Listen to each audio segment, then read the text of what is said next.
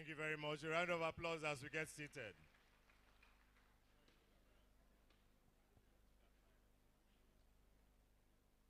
No cameras here, please. Welcome, ladies and gentlemen. I'll be your guide today. My name is Charles Ifediba. Seplat teachers! Seplat teachers! Seplat teachers!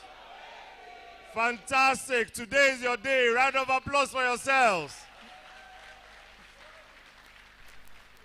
All right, just before we continue, I'd like to brief us briskly that today being a very brisk event when we have high dignitaries there, please put your phones on silent. You know all that you learned. The hotel has informed us that they are not expecting a drill today, so should you hear any fire alarm, know that it is for real. There's a muster point out there. There are 3 entrances and exits into this hall. This is one here, and that is one over by the hall manager. The other one here is closed, so we'll use this and this. Should you want to use the conveniences, right behind the billboard there, the Seplat Education Roundtable, is a door. To the left is the convenience for the gentlemen. To the right is for the ladies. Welcome till today's edition of the Seplat Teachers Empowerment, the 2022 edition, and the Seplat Education Roundtable.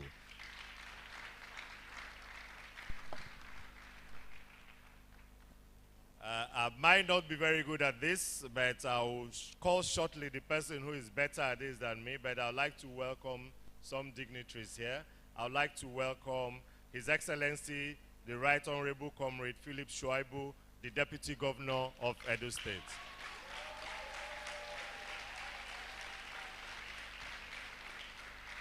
You're welcome. Seated to his immediate left is our keynote speaker for today, an independent, non-executive director of Seplat Petroleum, Professor Fabian Ajogu. And to the immediate right of His Excellency, Comrade Shuaibu, is somebody who has been very wonderful to us. In the short time we've known her in Seplat, the Commissioner for Education, Edo State, Dr. Joan Oviawe. So that it's not like it's one-sided, we also have from Delta State, one of our host states, the Commissioner for the secondary, basic and secondary education, here represented today by Mr. Augustine Ogoro. You're welcome. And sitting over there, watching very keenly, not an orphan, but watching keenly at how we're doing it, our senior partner MD, represented here in today. Please, a round of applause for MPDC, our man, Mr. Victor Obasui. All right, I cannot go on continue to give you an array of distinguished ladies and gentlemen over here. I think we'll step right into it, and it's my honor to welcome right over here to the podium the CEO of Seplat Petroleum Development, Seplat Energy PLC, Roger Thompson Brown, herein represented today by none other than the person we affectionately call Wonder Woman in Seplat, Dr. Chioma Nwachukwu, the General Manager, External Affairs and Sustainability. Seplat teachers, please clap for Wonder Woman.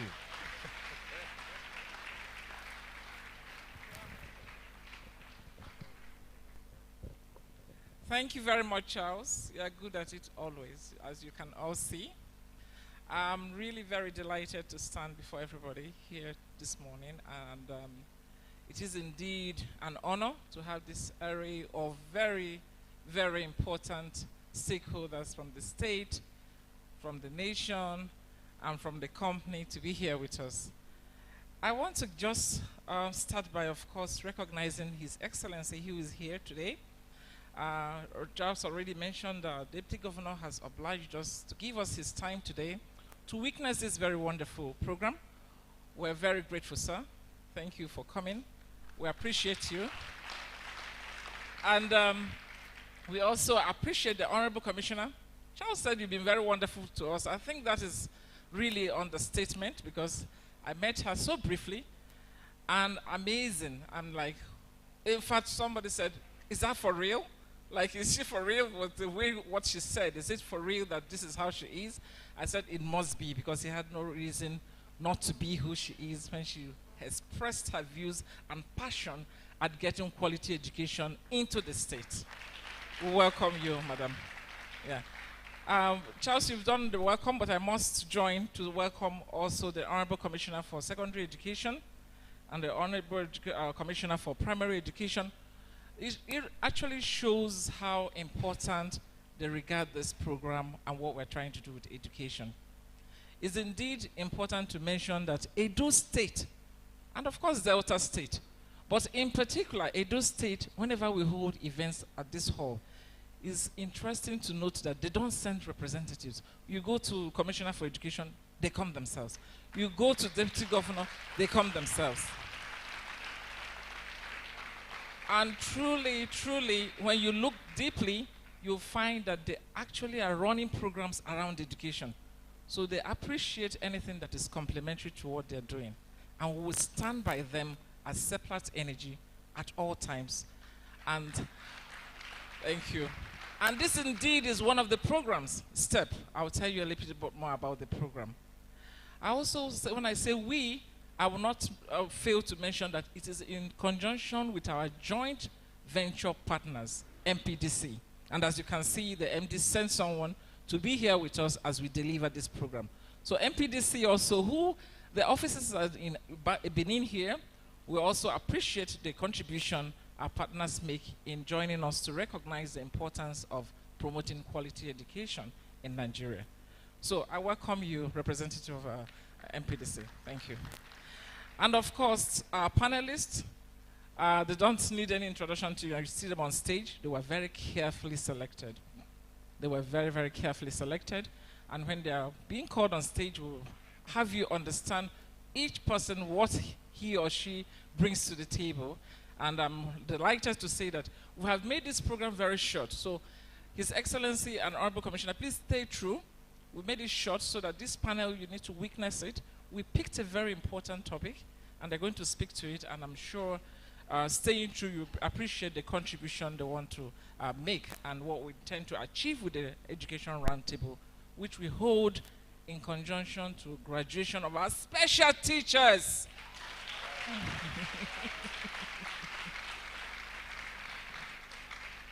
You guys are very special. I should actually start with welcoming you, but I know it's your day.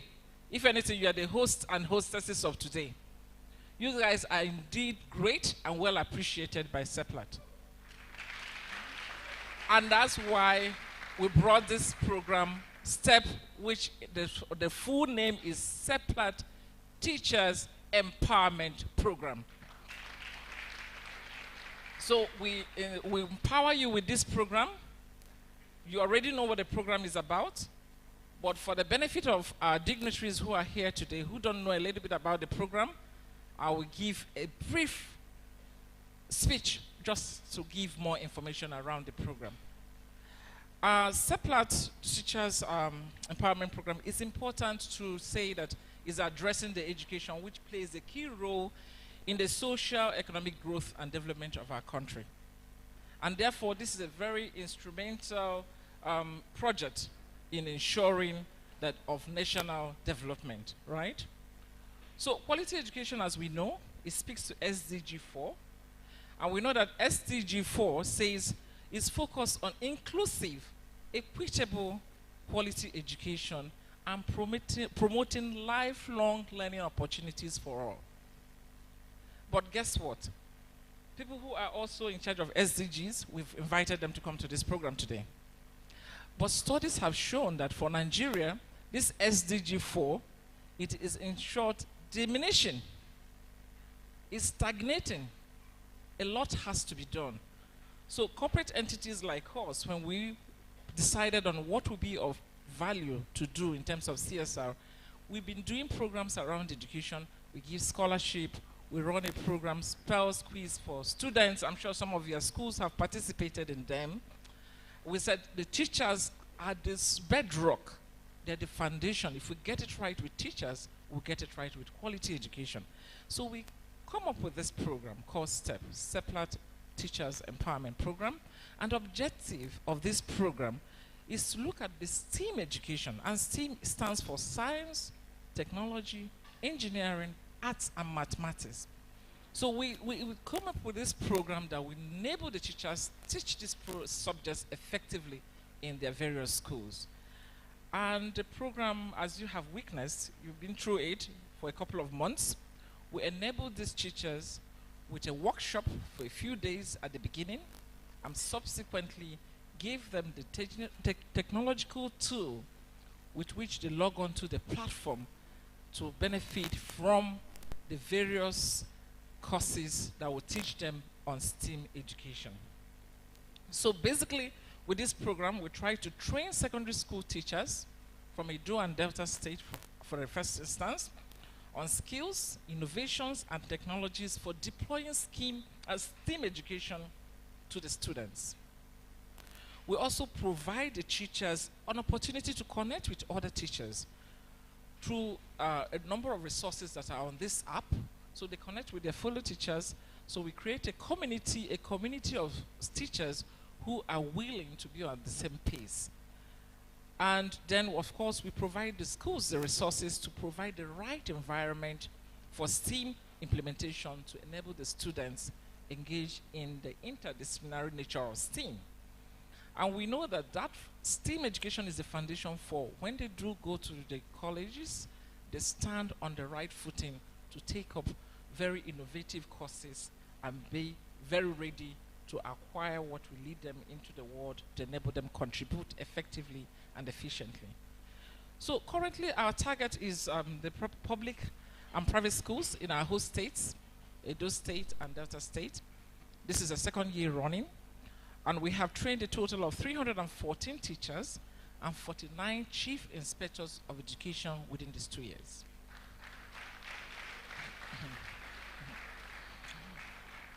We also ensured that the STEP app has a capacity to accommodate as many as 10,000 teachers. So from the start, we had a good intention to have a good outreach that will ensure we have sufficient numbers taking advantage of this app. And as they grow in number, as they become alumni, they can still go back onto that platform and educate themselves. At the back of our STEP program, we've now inaugurated the Seplat Education Roundtable. The Seplat Education Roundtable brings experts who come to discuss any theme we chose for that year, any theme that we think is important. And this year we chose harnessing the role of technology in Nigeria's education sector. We are aware what COVID has done. COVID has enabled us to see that remotely, if we don't continue what we do and do it effectively remotely, everywhere we grind to a halt. So we believe that technology has a key role to play in ensuring quality education in Nigeria. But we'll see to that when we have the honor of the panelists speak to it. And the one I'm saving for the last is my executive director, my director, non-executive director, independent director, who is giving us the keynote address today, who has graciously prepared also a talking point. He's going to speak to us still on this theme, because he is very passionate about education. He is a very successful lawyer. He's a son. He has his practice, yet he teaches in the Lagos Business School. He knows so much about education, and we have the privilege and honor to also be listening to him today, our Professor Fabian Ajoko. So, by the time we leave here today, and I must say we are online, we said it's better for this to go beyond here. A number of people registered online. About hundreds of people are online watching us. So we are sure that by the time we leave here today, every output we have made, which will be important in improving the quality of education, will be taken forward. And I must say, some of them here are from Abuja. They came from Abuja. So we know that's the center.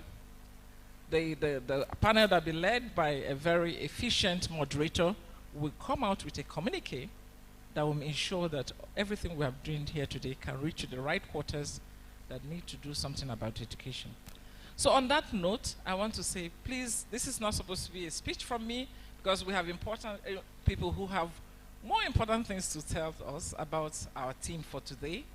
I will yield the stage to them, but I want to welcome everybody very warmly and thank everybody very warmly for coming. And more importantly, our teachers, you are special.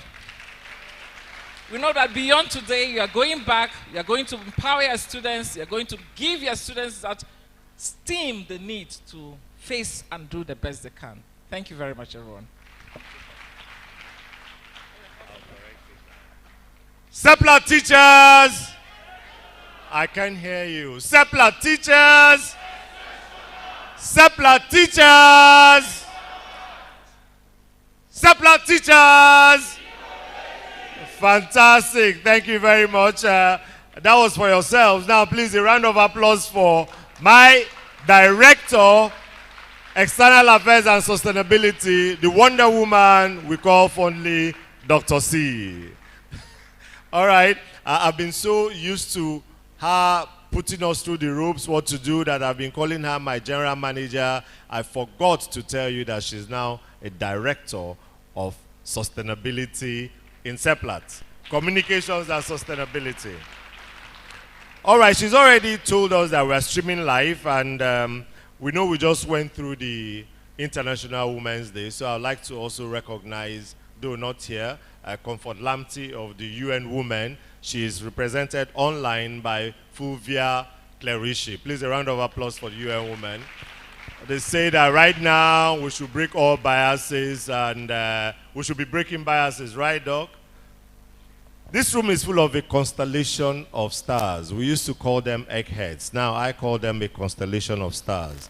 But one of them right now that we are in her domain is going to give us a short remark, some kind of welcome. Please give it up, ladies and gentlemen, for Honorable Commissioner for Education, Dr. Joan Oviawe, the Commissioner for Education, Edo State. Edo State.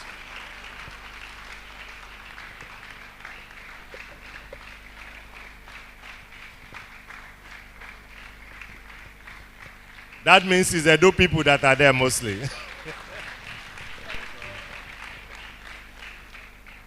Your Excellency, the Executive Governor of Edo State, our own Digital Deputy Governor, Right Honorable Comrade Philip Shaibu, our authentic comrade,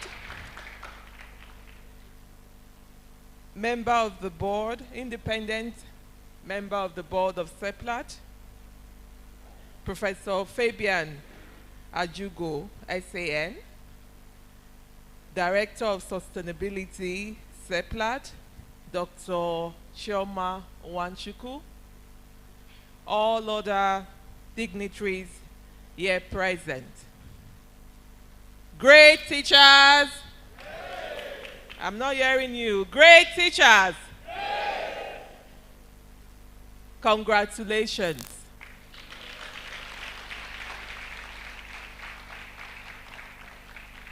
My responsibility this morning is a very simple one. I just want to briefly welcome all of you to Edo State. We are not only the heartbeat of Nigeria. As a result of His Excellency Governor Godwin Norerase Obaseki, Governor of Edo State, as a result of his abiding commitment in education, in quality education, Edo State has also now become the heartbeat of education in Nigeria. And so Seplat could not have chosen a more appropriate city or location for your event this morning. We are excited by what you are doing for our teachers. We thank you exceedingly for your abiding and long-standing corporate social responsibility, not only in the education sector, but as well as in the health sector and other sectors in the country, and your impact in several other states apart from Edo and Delta. I want to say, as Commissioner of Education, Edo State, that we stand very ready to partner with Seplat in the area of education. I'm very thrilled also to see the theme of today's Education Roundtable, that it's focused on technology. And this is an area where Edo State is taking the lead in Nigeria. During the COVID-19 partial lockdown, as a result of the investment that the state government had already made into education reform, particularly at the basic education level, we were able to quickly onboard to e-learning during the pandemic. And so for us in Edo State, we have what we call Edo Best at Home. During the 2020 partial lockdown for COVID-19, our teachers, unaided with minimal training, were able to create 7,000 virtual classrooms in order to be able to deliver e-learning. And so to put that in context, we have at the primary education level, we have a little over 9,000 physical classrooms and 7,000 virtual classrooms were created. And we have continued with that work to ensure that we make much deeper inroads in the area of e-learning. And so in a nutshell and in conclusion, I welcome all of you to Edo State. I also use this opportunity to acknowledge the presence of our Delta State, my Delta State education counterparts, and I welcome them to Edo State through their representatives. And I say that Edo is a low-hanging fruit for Seplat, and we have a lot of things that we are doing in education reform. Beyond in-service teacher training that we are doing now, we have also extended our reform to pre-service teacher training. And that is evident in the work that is going on now in our State College of Education in order to train the next generation of teachers who can be transformative in the classroom. All that Governor Obaseki has done so far is geared towards delivery of quality education and also restoring the dignity and prestige of the teaching profession. So for us in Edo State, teachers are not the remnants of society. Teachers are amongst the cream of the society. Thank you, everyone.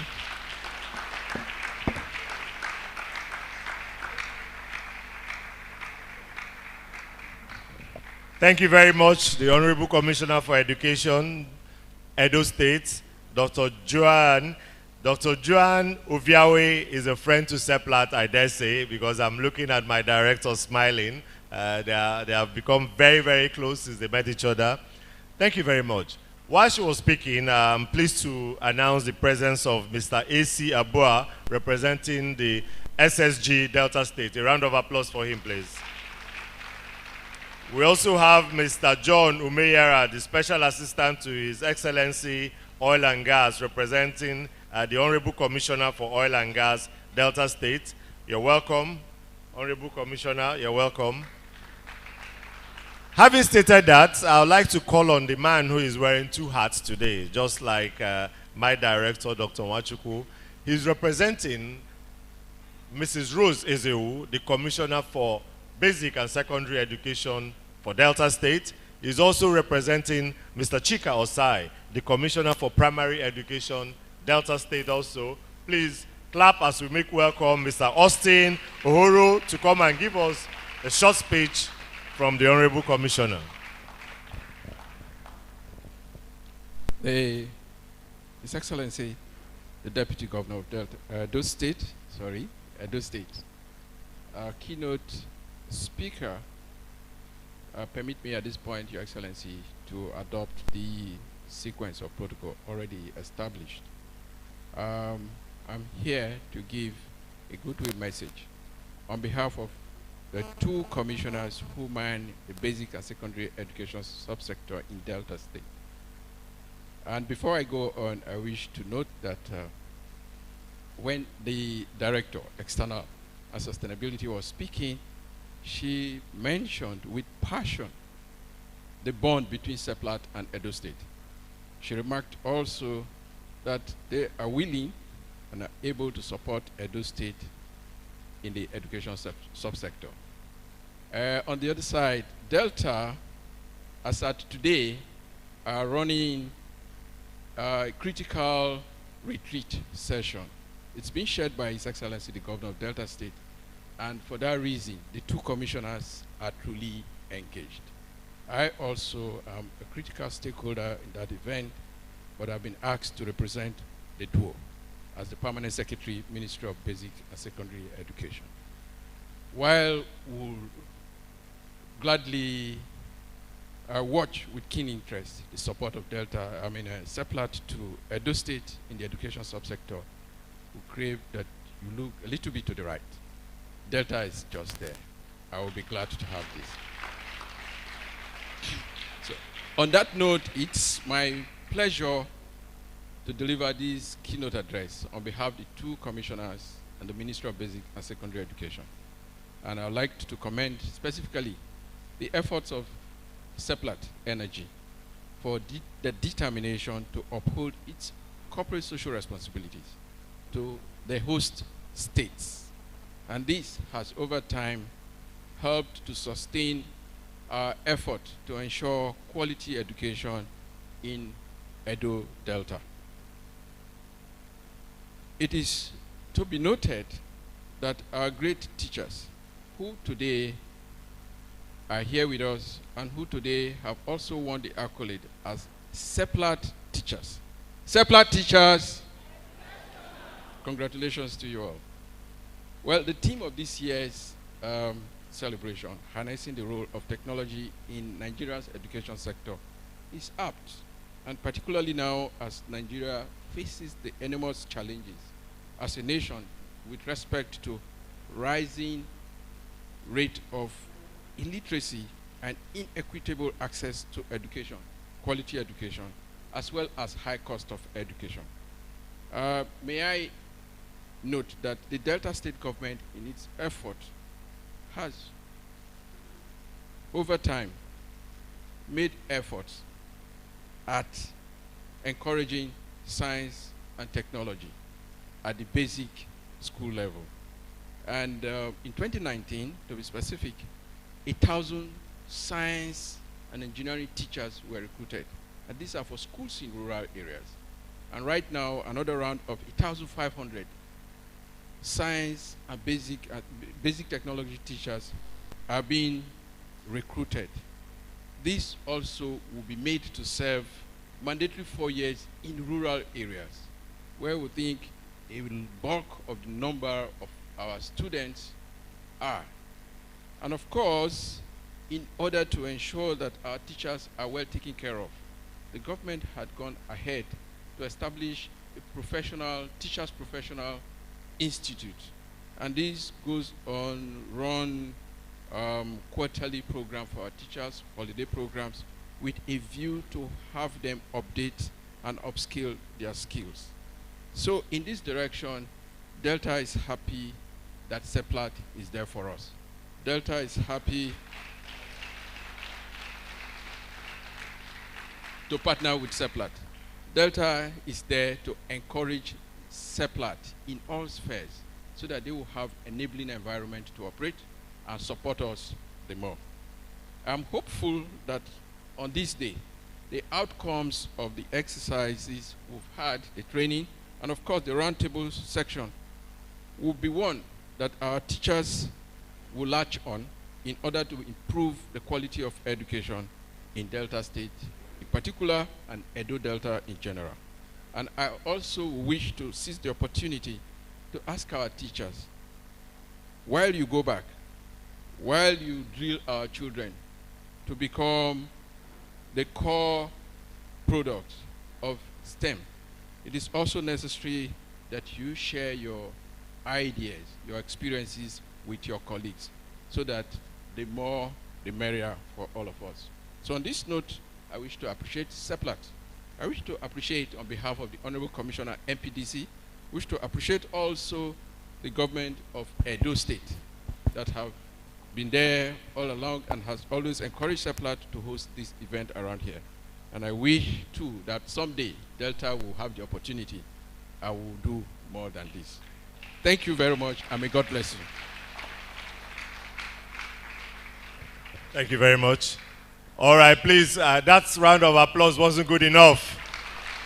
You just had two commissioners from Delta State speaking. You just had Mrs. Rose Ezewu and Mr. Chika Osai speaking through Mr. Augustine Oguru, the Permanent Secretary, Delta State Ministry of Education. Having said that, Frank, could you call two people? I want you to move this for me. Where's Frank? Call somebody else. Come and help me move this to the side because my footsteps. Oh, Seplat teachers are there. Fantastic. Over here, please.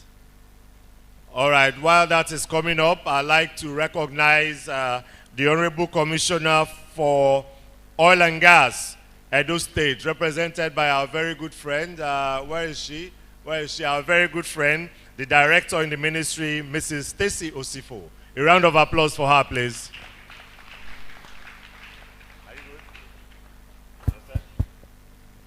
Having said that, this event will be flowing and we've been listening to it moving, and the speed seems to be increasing. And that means right about now, it is proper, ladies and gentlemen, that we welcome His Excellency, the Right Honorable Comrade Philip Shuaibu, the Deputy Governor, Edo State, to help us open this prayer very well, the program very well. Please continue clapping and remain standing until he takes the rostrum. Thank you very much. May we all be seated now. Thank you.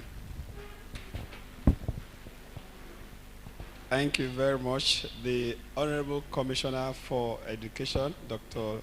Joan Oviawe, Edo State Commissioner for Education. The Honorable Commissioner for Basic and Secondary School Education, Delta State, ably represented here. The representative of the Secretary to Delta State Government, who happens to be one of those, my wife, immediate senior sister's husband.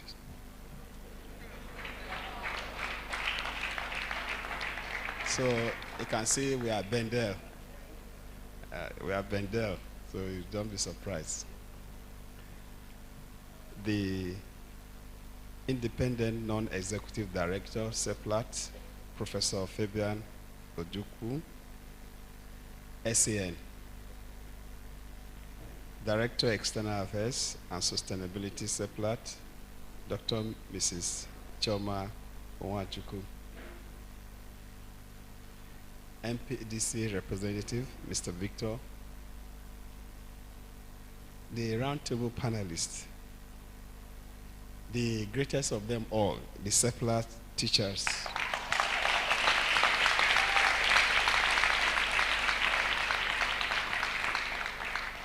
Distinguished invited guests, ladies and gentlemen.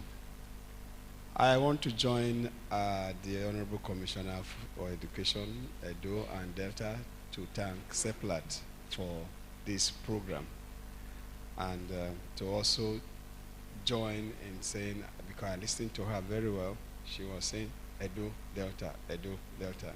So to say, do more for Edo and Delta.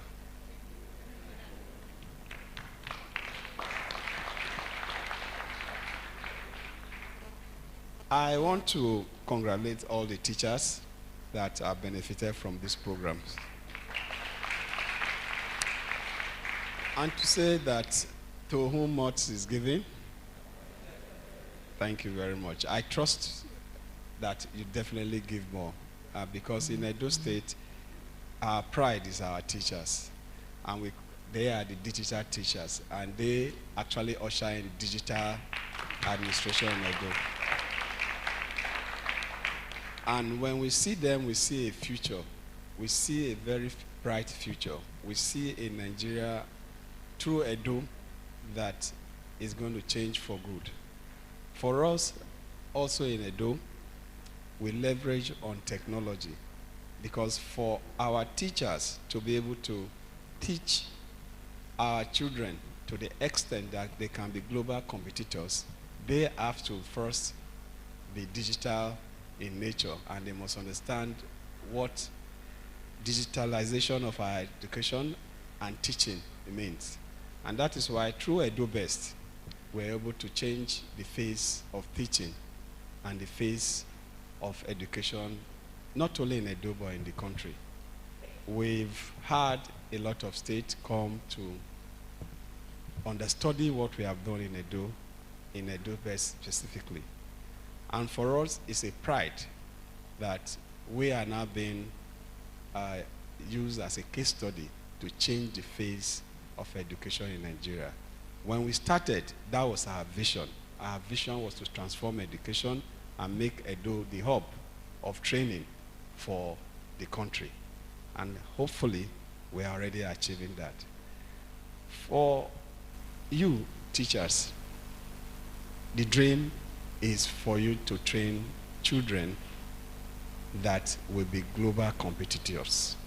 And the only way that can happen is when we allow technology to drive the process.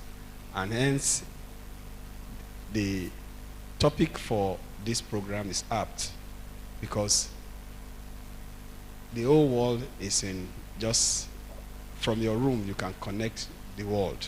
You can transact anything with the world. And for you to understand what that means, education is key, especially when it is driven by technology.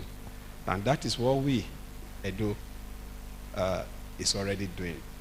We've taken technology in all the sector. Edo now, in Nigeria, is the only state for now that is transacting its business paperless. We are now doing paperless transactions in Edo State government. So files, we are outlawing files. So even approvals, memos are now through everybody has a tab. You can see my tab there. I can approve your files from there. So you don't need to carry files. And that is why technology is key. And for us, we pride ourselves to say we have digital teachers. And when we say we have digital teachers, we are not just saying it for saying sake, but that is the truth. Because from my office, from the governor's office, from the commissioner of the education office, I can tell how many students are in school today. I can tell how many teachers are teaching. I can tell that every day, the lessons that the primary school just across the road here in Oredo, the center of Edo State, is teaching, that is the same lesson that the child in the village in my local government is receiving. That is the standard we have set. So that you are in a rural area is not a disadvantage for what you learn in the schools now. Everybody learns same. Their lesson notes are same. And teachers do not need to bother themselves preparing lesson notes. That is what technology has leveraged. So, Seplat, congratulations. We'll continue to partner with you to improve on what we have started. And for us, collaboration and cooperation is what will make the difference. Once again, I welcome you to the heartbeat of Nigeria. When the heart beats, that is the only way the body will function. The heart is beating in education in Edo, and Nigeria will succeed. Thank you, and God bless you all.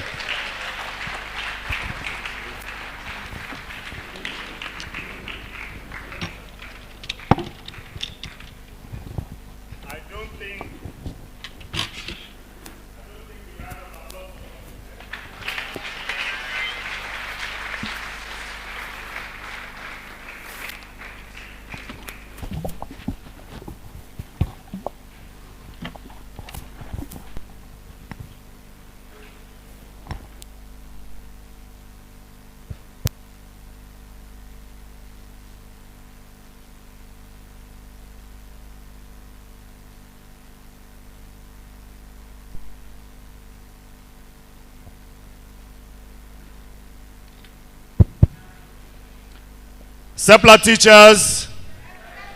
Seplat teachers.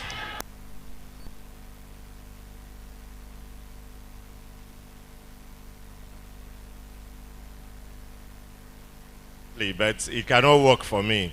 So please, ladies and gentlemen, give it up again for our Right Honorable.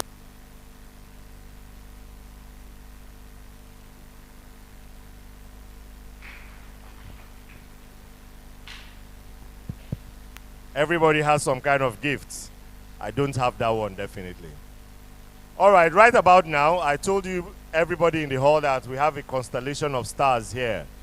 Now, I don't know where to start, and I don't know how to begin to introduce the next speaker. So please, help me turn to page 4 of this. Everybody should have this.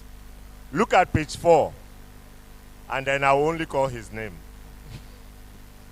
Ladies and gentlemen, can you hear me now?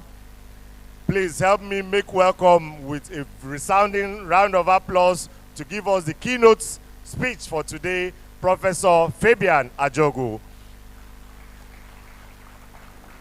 He is an independent, non-executive director of Seplat Energy. He is an accomplished author. Thank you very much, MC. My point of protocol starts from the brilliant, and I see cerebral, Deputy Governor of this great state, His Excellency the Right Honorable Comrade Philip Shaibu, the Honorable Commissioner of Education for Edo State, Dr. Oviawe, and I will take all the other protocols that have been established. Thank you. I'll take the other protocols that have been established for the sake of time. But then I must hail, and I join in hailing Seplat teachers.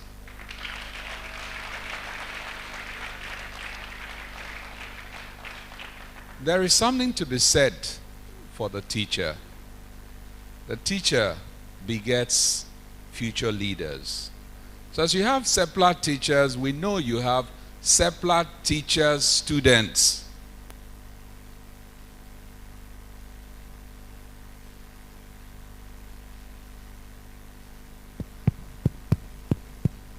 We seem to be having a little challenge with the mic. Sound man, please.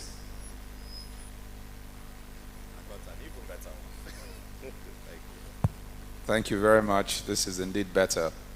So I join others in congratulating you for what is indeed a milestone, for which we are proud of as Seplat. I am first and foremost a teacher, and I've been a lecturer for 23 years.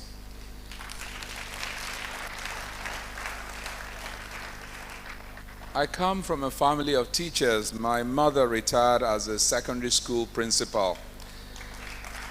So it is easy for me to connect with the importance of supporting teachers, providing them with the resources they need, paying them well as they ought to, and more importantly, according them the role of formators and people who sow seeds into those who may eventually be whatever they would be. And which is why it's important to assure the Permanent Secretary, the Delta State Ministry of Basic and Secondary Education, Mr. Augustine Ogora, that we're indeed fully with both states. Like the Deputy Governor said, you know, it's Bendel, but it's pronounced Beder. So we're fully with you. In fact, it's a 50-50 distribution in terms of the STEP program. As a matter of fact, the last competition had over 800 schools from both states, Delta and Edo. The winner came from Peniel Academy in Delta State. But more importantly is to thank both the Edo State government and the Delta State government for investing in what I call intangibles. They're not loud. You don't see them. You don't commission investment in teachers. There are no photographs to show a 20-kilometer road. By the way, that is hard infrastructure. The real infrastructure is in humans.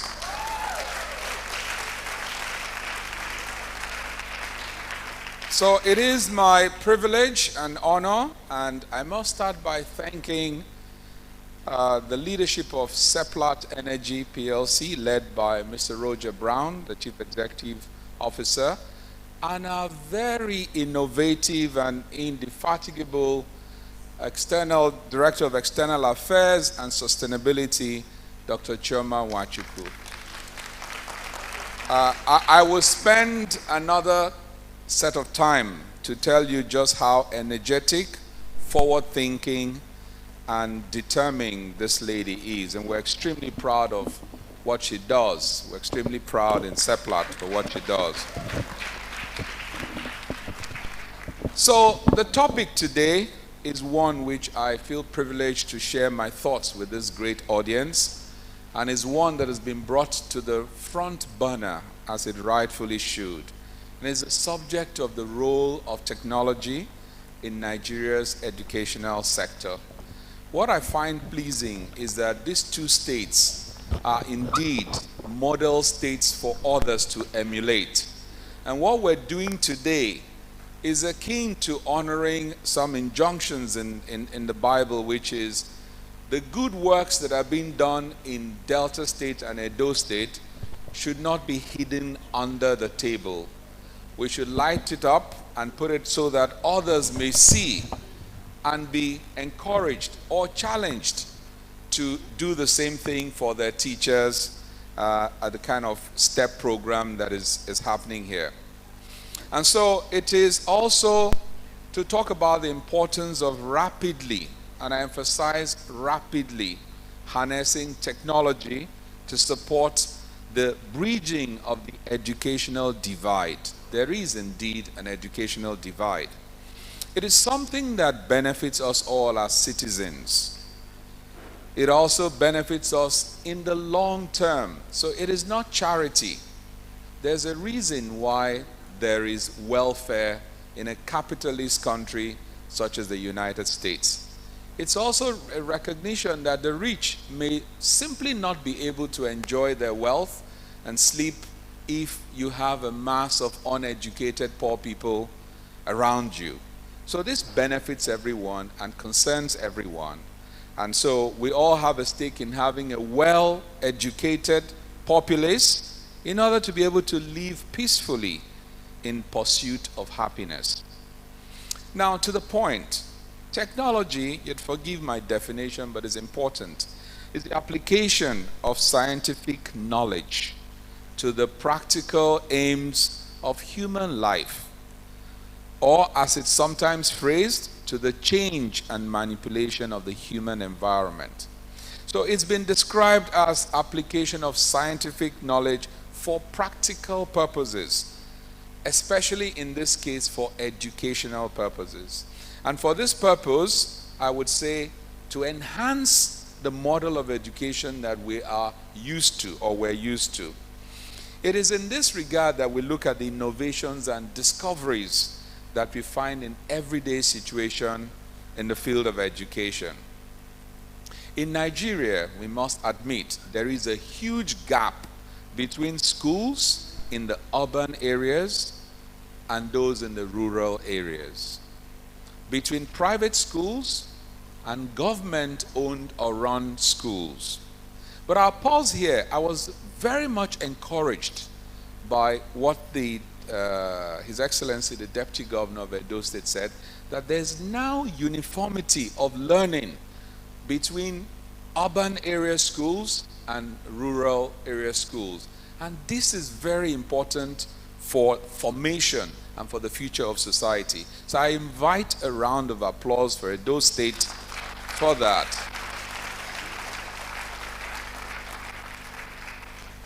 Now, this gap exists between well-funded schools and those pretentiously funded. The gaps manifest in the quality of output. Graduates, the student to teacher ratio could be overwhelming. Access to modern curriculum and global acceptance, or the lack thereof, of certifications and certificates, where people reject what you brandish. The benefits of technology in an educational endeavor are that it simplifies access to research. People now simply say, Google it. And you can find just as much information as you need to anywhere.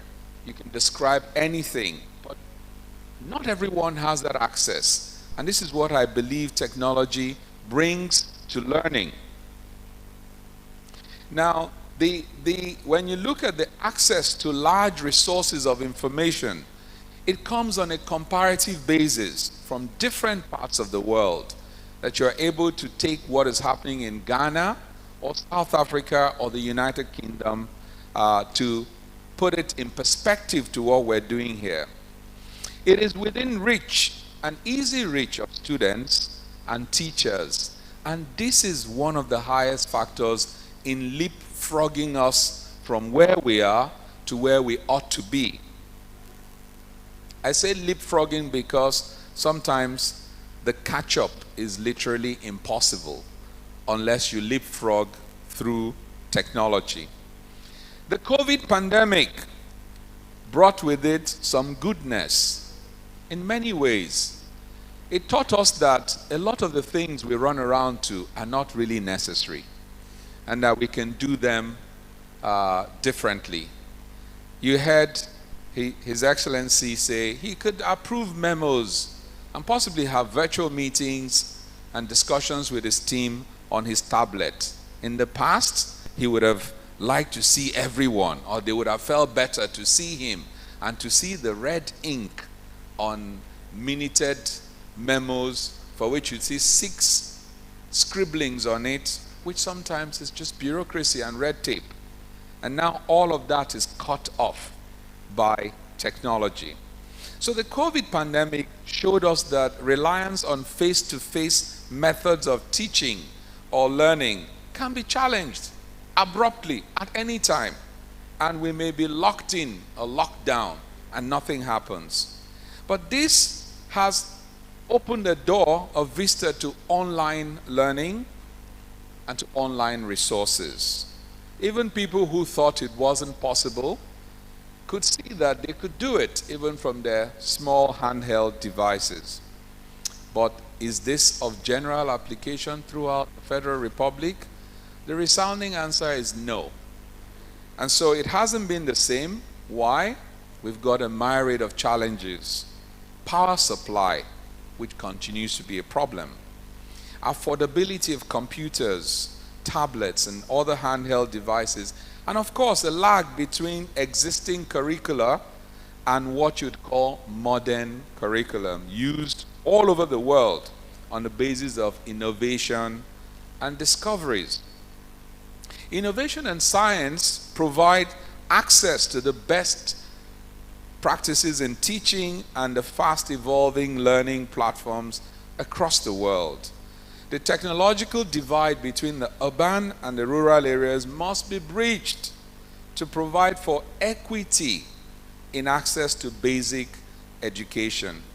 If I sat in governance, I would ascribe more energy to the weaker child, which is in the rural areas, where the need is indeed stronger, and the ability to weather shocks and inflation is much weaker. I'm giving hint to His Excellency.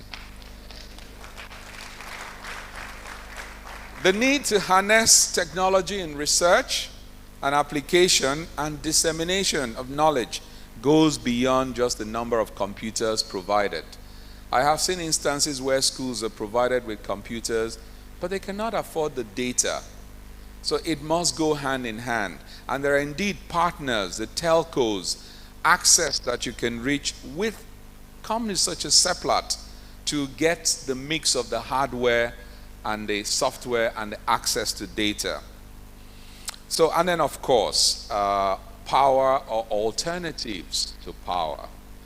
What the current situation will show us is that you probably might be better putting a small plate on your roof, and at least you can have solar powered, even if it's a bulb it gives you. And of course, those devices do not consume large amounts of electricity like air conditioners, so alternatives will do. And access to online resources. Harnessing technology effectively, therefore, means that we enhance the ability to subscribe to different learning platforms, online teaching aids for teachers, to provide optimal education in the context of time and relevance. Now, although education at its most basic level is a primary responsibility of government, it is a fact, and we know it, that this is far more than the government alone can cope with. And the reason is the backlog of deficits. All deficits are piled up for a future government. Whatever this government doesn't do, the next one will have to do what it ought to do, plus what the other didn't do. And that is a reality. So the importance of private sector-led initiatives such as this to support education, and by that I mean the Seplat Teachers Empowerment Program, STEP. I must pause and commend Seplat again for the initiative in supporting teachers and providing them with the necessary tools and enhanced skills. They are giving the key to reach and teach more based on today's needs. The STEP initiative is worthy of emulation, as I said, across different states. If there's any gain in putting this in media or social media, it is to challenge the governor of X state to wonder, why am I not spending time improving the lot of teachers? Why am I not trying to assist them and empower them? And maybe this might be something we should be doing, or something we should be putting as a fulfilled promise to the citizenry. So it is indeed worthy of emulation by different states and by other corporates to be able to create the desired impact and leapfrog Nigeria to the next level of education. Technology, where properly and timelessly deployed, saves overall costs. It is cheaper and bridges affordability divide for users of those services. We can leverage the experiences of other jurisdictions, and I won't spend too much time mentioning them, but more importantly, learn from their success stories or failures. I would pause here to talk about something very important, which is often forgotten. It's about the cost of education. Now, it's a truism, and I make no apologies for stating this truth, that education has a cost that somebody must bear. Somebody must bear the cost of education. There is no such thing as free education. It's an anomaly. It cannot be free if we have to pay for infrastructure. It cannot be free if we have to pay for teachers who shop in the same market and buy things in the same inflationary environment.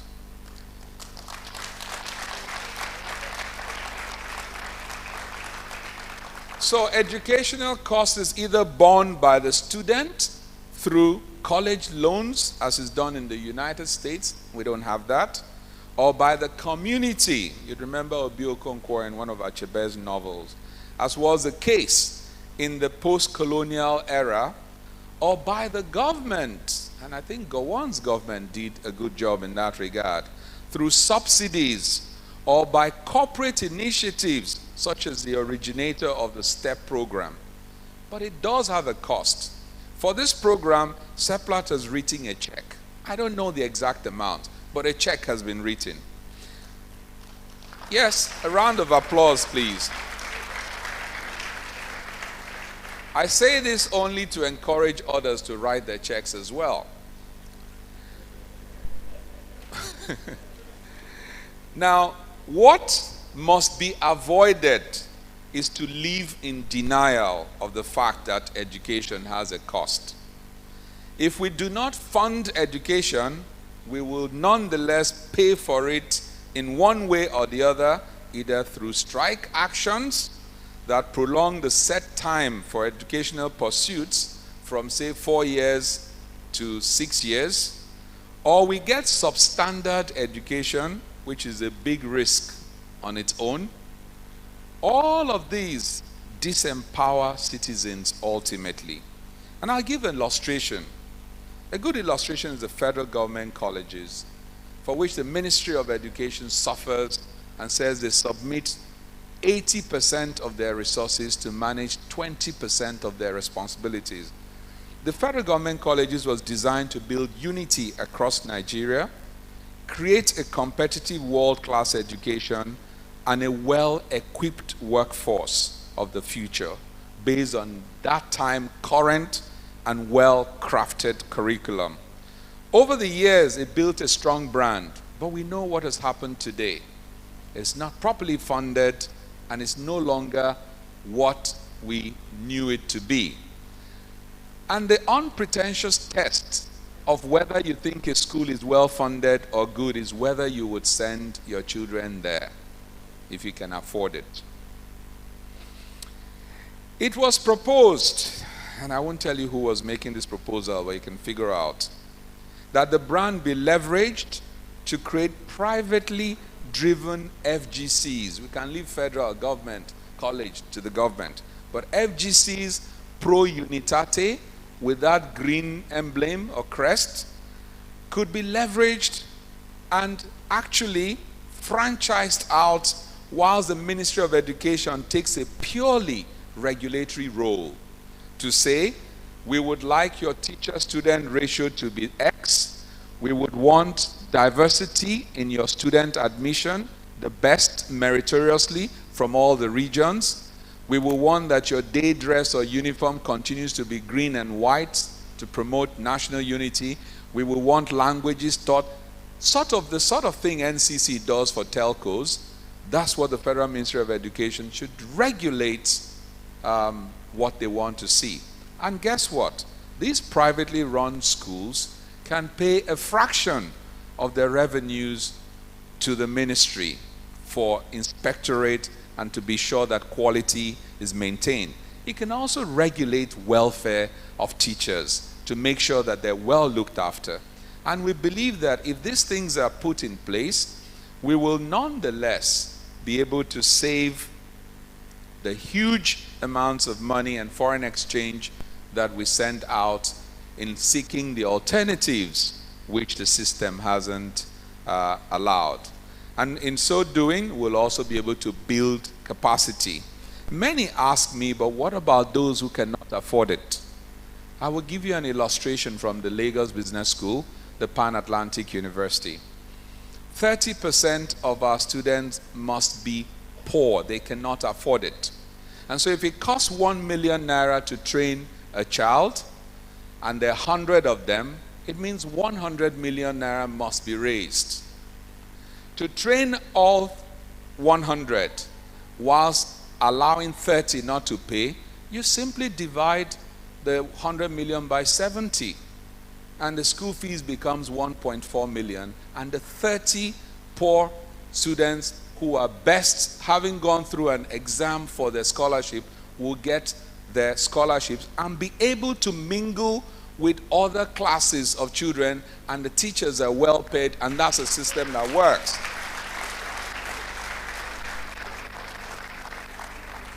What should not happen is to wish away the true cost. Then the system collapses. I now move to optimal technology as being the focus. Emphasis on optimal. In leveraging technology, we must look at what is affordable. What is needed is optimal technology and not necessarily the latest or newest technology. A good illustration is your phone handset. Many rarely use up to 10% of the computing power of their phone before they move to the next iPhone. And so they just get it because this is the latest. It is fine if it suits your ego and your income can fund it.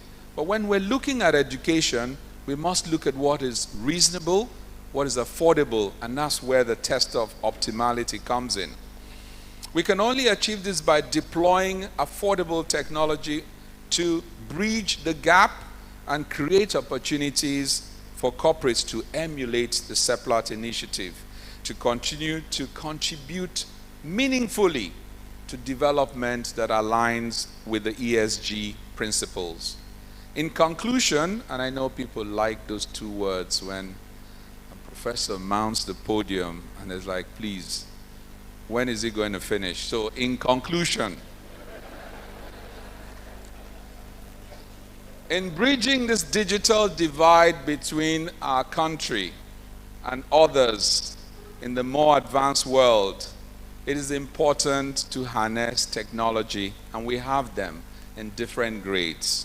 We can invest in our teachers in having this, and our students will in turn benefit from those. And this is something that we can copy from successful models. Everything that is being done in Edo State and Delta State today in this STEP program, I believe nobody wants to claim a patent for it or trademarks for it.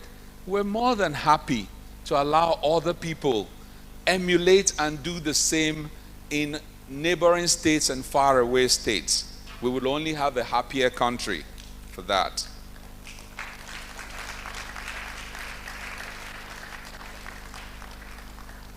The use of technology should be built into regulatory requirements for teaching and learning at all levels. I would not be happy to come back to this great city in 8 years, God willing, and find out that the government of that day has decided that they would now prefer to be minuting on papers, and those former fellows were, you know what I mean? So we should legislate and regulate it, and I don't mean at the federal level, at state level, to say these are the minimum requirements if you're going to have the school. These are the minimum requirements to support teachers. And if you don't have it, we're giving you 9 months, 18 months to upgrade to those things. And I believe that is how standards are maintained. The school board would determine that this is what you must have to retain your accreditation. We can build in technology requirements into those. Nigeria needs a framework for attracting investments in the education sector and paying the right cost of education. Let me pause here and share some statistics with you. Every Yoruba man has a need to be thankful to a man called SB Awokoya. SB Awokoya was in charge of education under Awolowo's government. And so they put out a plan for the Western Nigeria. And that plan harped on two things: train the teachers and free education. But they knew there was no such thing as free education. They were prepared to write the check. So Western Nigeria spent 40.5% of their budget on education from 1955. In the corresponding period, Eastern Nigeria spent 26, a little above UN minimum. UN minimum is about 22.5 that you should spend on education. Northern Nigeria spent 4%, and the federal government spent 6%. You fast forward many years later, and you can see the fruits or the lack thereof of those choices. Now, these figures are taken from the National Bureau of Statistics, so it's not my opinion. So there's statistics to show that if you spend on education, you will build a viable future. Fast forward, and Nigeria is doing probably no more than 10% of its budget on education. Ghana, 30%. The United States is 17% because most of the schools, like Harvard and Yale, they're privately funded, so they're not wasting their money investing in schools. So, but this is just to show what could happen when you make the right choices. If you spend most of your revenues consuming a product that you claim to subsidize, I'm not sure what the future holds.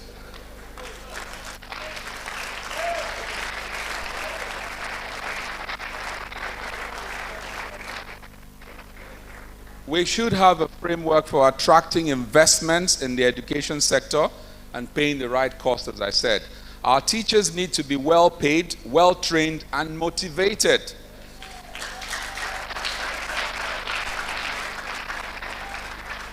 To be able to drive the transformation in education.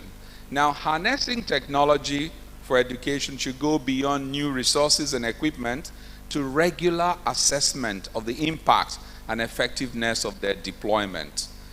I commend Seplat for this initiative, and I thank the wonderful lady, Dr. C, as we call her, for inviting me, and for the time and energy put into this sort of program, and the commitment of senior executives in highlighting the importance of education in Nigeria's development, as well as the importance of harnessing technology in the pursuit of education. I dare say that this is an ongoing discussion. May it not be that we finish this program and say bye-bye and it comes to an end. We need it to be sustainable. And so it's on that note that I thank and invite more support from the Edo State Government and Delta State Government. Thank you very much for all you've done and continue to do. Traditionally, we say that such a thank you is also an invitation to say, next year, please, Your Excellency, we hope that you will have the same support each time that we come knocking on your door. The STEP program. The STEP program is a proactive step to include technology in the discourse in Nigeria's education sector. It should realize some of the benefits of technology in our education system and provide authentic learning experiences that will enhance the education system. I pause here and thank you so much for listening. Thank you very much. All right, that deserves a standing ovation. Ladies and gentlemen, we have just been lectured. As he goes to take a seat, I'll have you know that Professor Fabian Ajogu is a senior advocate of Nigeria. He talks very eloquently and talks well about teachers because he went to a federal government college. Thank you very much, Professor. Professor Ajogu is also on the board of Seplat, as I told you. Those are the kind of people who move with Seplat. Sorry, nobody over my shoulder. All right. Like I said, he's also an accomplished author. He was the chairman, Committee of Legal Education, Nigerian Bar Association. In fact, open to page 4. I cannot give you his attributes. A round of applause for him again, ladies and gentlemen. All right, Professor Ajogu touched on a couple of key things. He talked about SDG. We have here billed to be a guest speaker, the Senior Special Assistant to the President on SDGs. We also have here, listening in on all that you have said, Professor, to take back to our Honorable Minister of State. Two people who he feels are very critical to be here to listen to him. Our Honorable Minister of State, Chukwuemeka Nwajuba, is unavoidably absent, but to show you the import of which he holds this to, he sent 2 of his people to be here to represent him and to give a little speech on his behalf. We have Mr. Abbas Nafada. Please, a round of applause for him. He's from the Office of the Minister of State for Education. He's a special advisor to the minister and also a special advisor to the minister who I would like to invite to take the microphone and talk to us for about 2-3 minutes. A message from the Minister of State, Mrs. Muna Onuzo Adetona. Please, a round of applause for her. She's here in representing the Minister of State, Honorable Chukwuemeka Nwajuba. Thank you very much.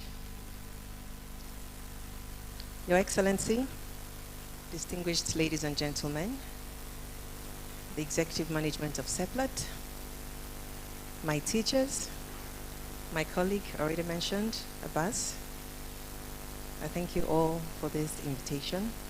The Honorable Minister is unavoidably absent, and by God's grace, we'll be able to do justice to this occasion. I also am a bit nervous, and I'll say why I'm nervous. Professor Fabian was my lecturer.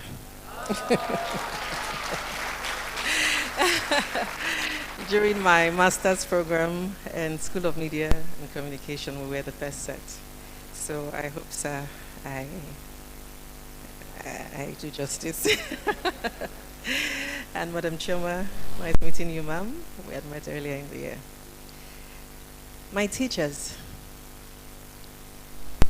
I love teachers. And when I was called to be part of this administration, I didn't think twice. I'm a communications expert, but I didn't think twice about being in the Ministry of Education, because I understand the importance the role of teachers play in the milieu of things in the nation building. Also, the question is, teachers and doctors, who is more important? Pardon? In my opinion, teachers, because there'll be no doctor without a teacher.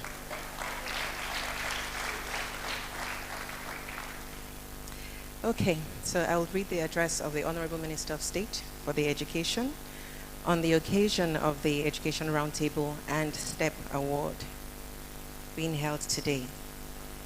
All protocols duly observed. On behalf of the Honorable Minister of State for Education, who is unavoidably absent, it is an honor to be a part of this occasion and to address this gathering. I congratulate all the beneficiaries and awardees of Seplat Teachers Empowerment Program, STEP. I laud the efforts of the management of Seplat for engaging in this laudable program launched in 2021. It goes to show that the private sector is a critical part of nation building. This program also positively projects Seplat as a socially conscious and responsible organization. May God recompense you and all who put in tireless effort in nurturing these beneficiaries. On behalf of the Federal Ministry of Education, I welcome everyone to this auspicious occasion.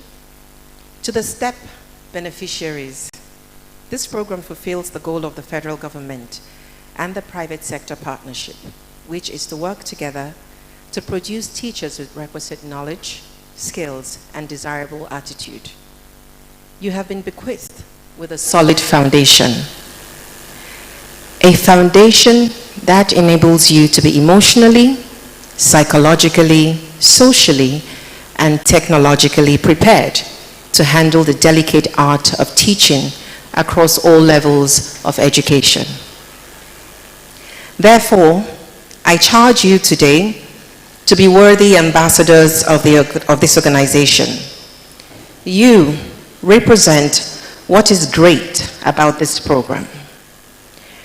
Remember that cultivating a positive emotional disposition, as well as the acquisition of knowledge and pedagogical skill, will make you succeed in this profession. From today, you will not only be transferring knowledge, but you will also be shaping the minds and hearts of these children. To quote Aristotle, educating the mind without educating the heart is no education at all. It is then of utmost importance to continue to equip yourselves through engaging in postgraduate studies and other personal development activities, and strive not to forget all you have learned. Technology is the future, and you're privileged to have gained it today.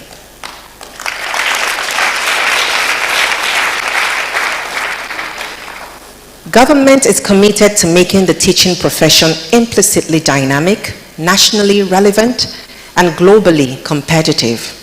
Therefore, I announce today that the teaching profession has been rebranded.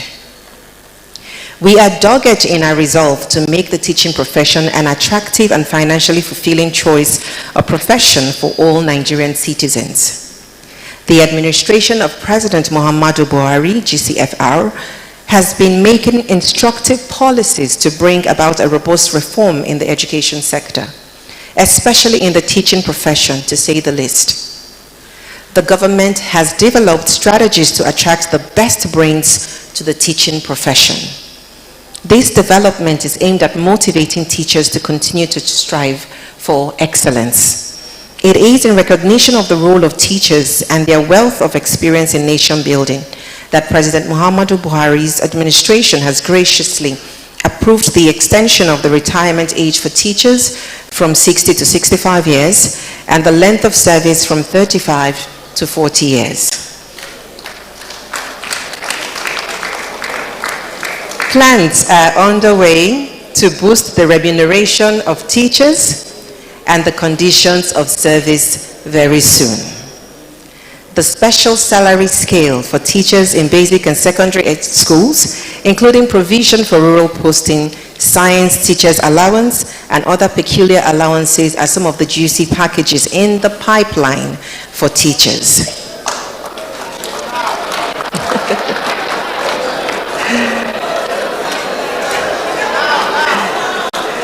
It is coming. It is coming. It's been a long battle, but we are almost at the end. At this juncture, let me thank Seplat for dedicating resources towards nation building and also use this opportunity to call upon all other stakeholders to emulate them and join hands with us in this task of revamping, rebuilding, and repositioning the teaching profession. We do not need a soothsayer to tell us that teacher education is the engine room for achieving quality human capital needed to drive positive growth in the economy. The present administration will continue to do everything within its power to continue to fund education and strive to address the lingering issues of the teaching profession. We shall continue to appeal to various unions in our educational institutions to embrace peace and follow the path of dialogue as a means of resolving conflicts. Today marks the beginning of a new phase of life for the beneficiaries, as most of you would either be launched into the world of work or be engaged in higher educational pursuits or are already gainfully employed. Permit me to leave you with a few words that I hope will help you navigate through this journey you are about to start. First, sometimes you might feel underappreciated. When this happens, I want you to remember that the teaching profession is the only one where you are forever young, while everyone else ages around you. You can run into someone who is 40, 45, or 50, and they will call you by your name and regale you with stories of what you did many years ago while they were your students that changed their lives. This is what makes teachers special.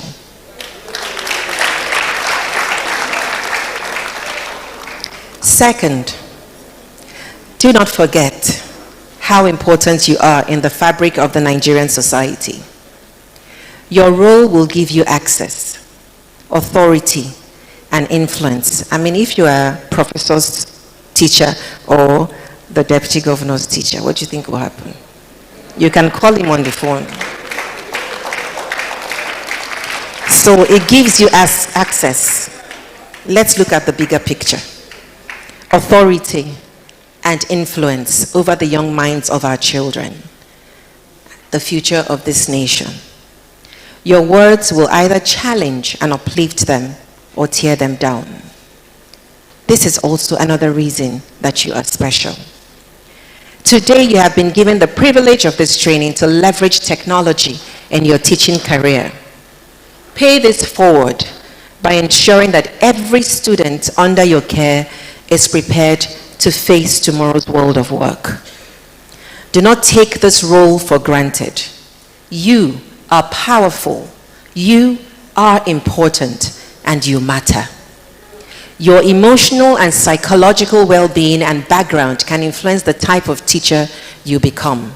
Therefore, guard your thoughts, for your thoughts become action, so you do not fail in this task that you have been given.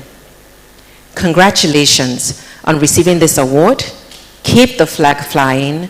Never forget Seplat, the organization that groomed you. I wish you the best as you navigate your way around career paths and service to humanity. Once again, we wish to thank Seplat, the Edo State government, and everyone who put hands in on the wheel to plan this event for this laudable initiative. Distinguished ladies and gentlemen, I thank you all for your patience and the courtesy of your audience. Thank you.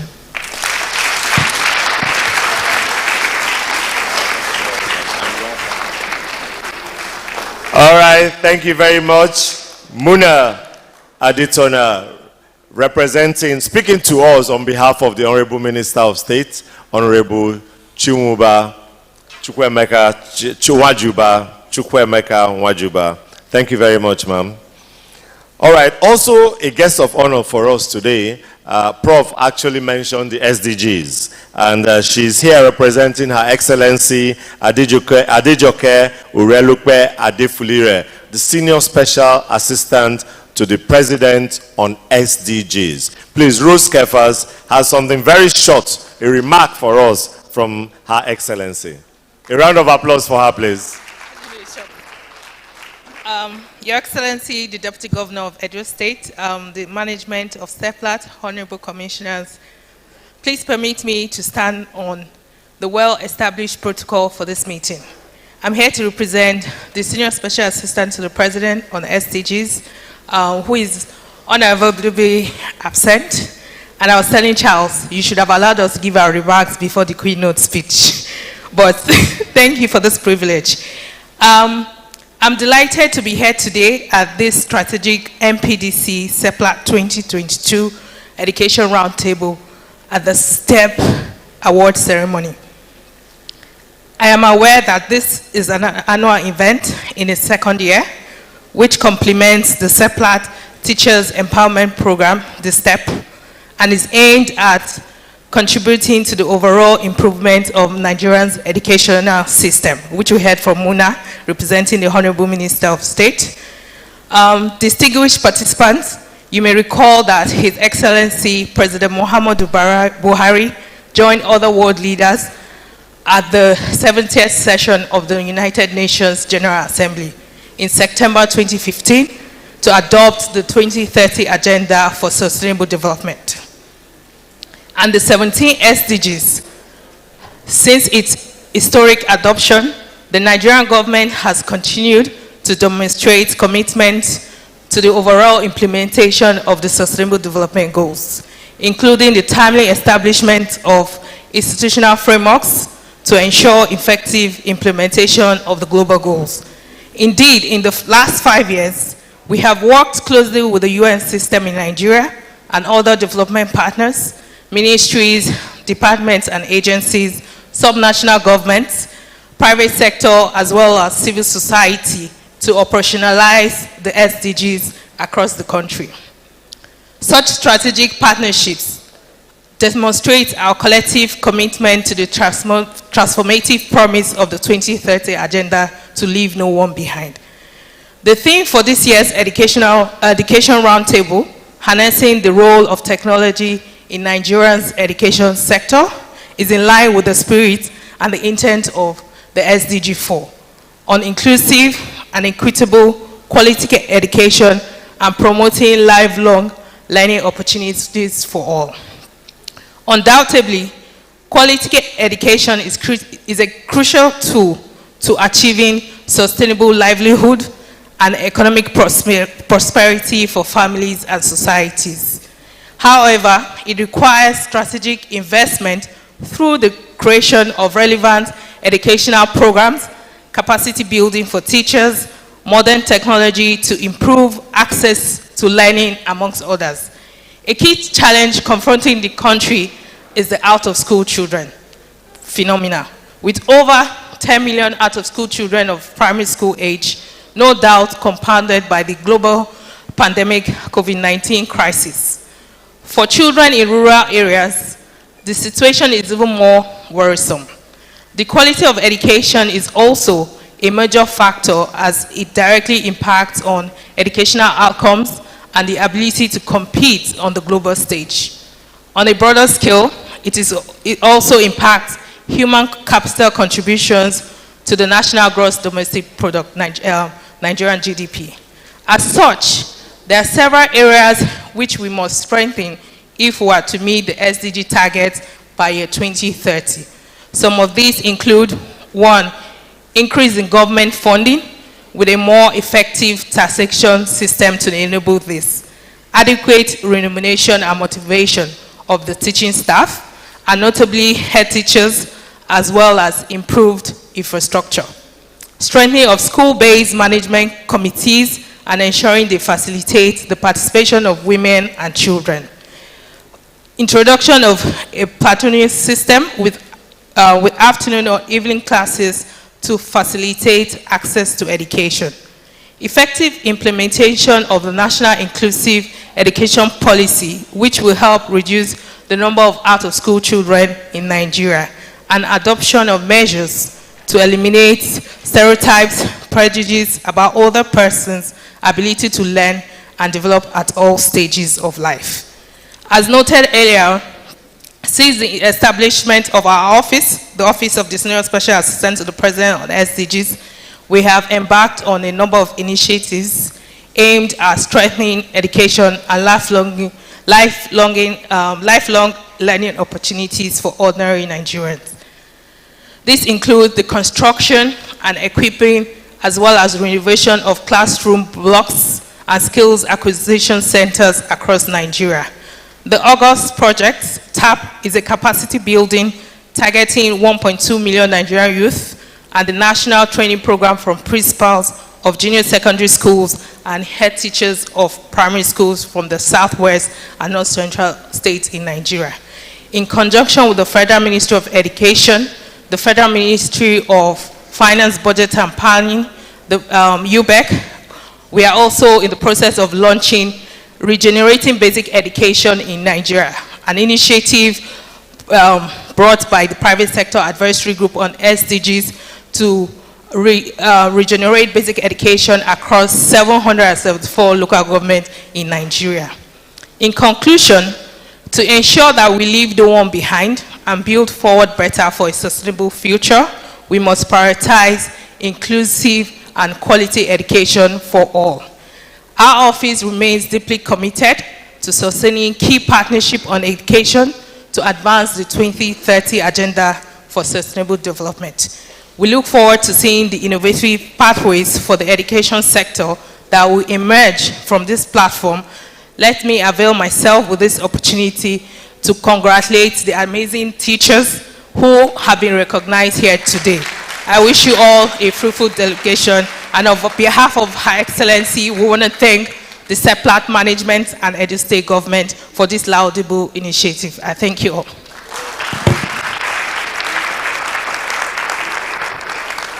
Thank you very much. Thank you very much. Right now, we're about to head into the most important part. Seplat teachers! Seplat teachers! Seplat teachers! All right, since you are outstanding like this, I like Mrs. Esther Icha to give me the list of some of the 10 outstanding people. And now that you are climbing a big tree, we like to get the Right Honorable Comrade Philip Schreiber to present 1 or 2 certificates to an outstanding teacher. I'd like them to be supported by Professor Fabian Ajogu. Of course, I'll hand the mic over to Dr. Chioma so as to be able to call those who will. Please give me the list of some of the outstanding ones. Dr. C. I'd like the Commissioner for Education, Dr. Joan, to... Okay. These are some of the most outstanding students so far during the program. Okay, don't worry. Thank you very much, Charles. Thank you again, His Excellency, and people on the stage. Of course, my independent director, Professor Fabian, who did a justice to the keynote address, didn't he? Wow, that was a masterclass. So, you are all special, and you did outstandingly well. But you believe that we can't give all the 300 and something certificates individually by His Excellency. So the team, Charles and Esther, they have done some special selection. I allow Charles to call out the names. And those are the, they will have His Excellency and Honorable Commissioner and Delta State. Commissioners, please come to the stage. Let's have an opportunity to give these few selected ones their certificates directly. Thank you. Eguruji Beauty Emobo. A round of applause for her, please. Beauty, are you here? Beauty, step forward. Seplat teachers. Seplat teachers, I know you are jealous. Please clap for Beauty. Congratulations, Beauty. We have the joy of having His Excellency present this to you. Evelyn Essay, are you here? Essay, Evelyn, please step forward smartly, smartly. After that, we'll have Joseph Uche Okafor. Step forward smartly. Over here, please. Okay. Professor Fabian, please give us the honor of presenting this one to Essay. Okuma Love, are you here? Okuma Love, please. Essay, please. Come over here. Come here. And Okafor Uche, please, let's have our friend from the Delta State, Mr. Augustine. That's please. Mr. Augustine. Thank you. Ikoge Emily, are you here? Ikoge Emily. Please, our MPCC, I didn't see you on stage. The MPDC, MD, please come up, please. And we have the, Taylor Osaho. We said we have this love relationship already with the Honorable Commissioner, and the name of the recipient is Love. Please help us with this one. Congratulations. Ikoge Emily.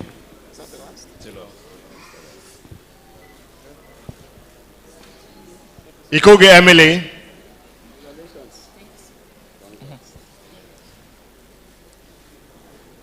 And you have our senior partner give you this one.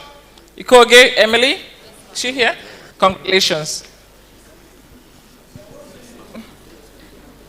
My God, it should be a bit fun. Sir, could you start this with them so that we finish? That's the last one. No, we have finished. That's enough. Tell us, I'll go. Okay, so this is the first round of giving special certificates. This is the first round. I'll give you this one, Taylor, so we can take a group picture. Thank you very much. Congratulations. Frank. Just a quick picture with them. All right, so please join our dignitaries. So, I had a panel session. We can take this. I know we can take the last. Yes. Dr. C, join. Okay.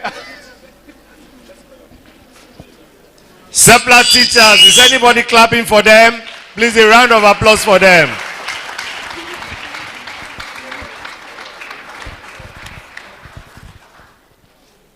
This is the first round of the certificate presentation to outstanding teachers that were trained over the past 6 months. Online, they did wonderfully well, if there's any such word. And they were so outstanding that we picked out their names that at least they should shake hands with those of us, the dignitaries here, who have made it, so that they can know that should you do well, the sky is your starting point. A round of applause for them once again.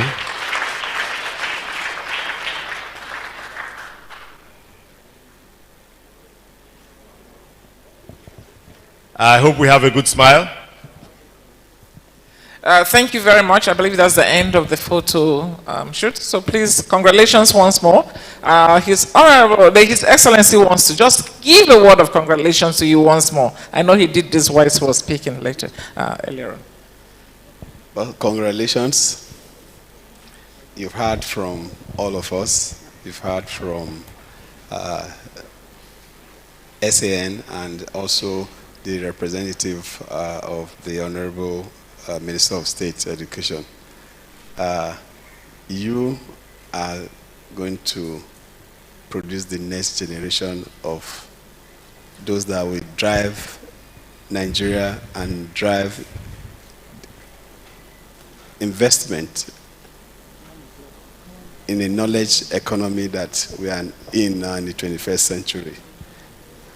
With this training, you are now ambassador of Seplat. And you are now in that class of people that we all look up to actually drive education and create the Nigeria of our dream that is knowledge-driven. So on behalf of all of us, I say congratulations. And through my commissioner, I'm going to add some small cash for you to take home. Wow! Yeah. Isn't that lovely?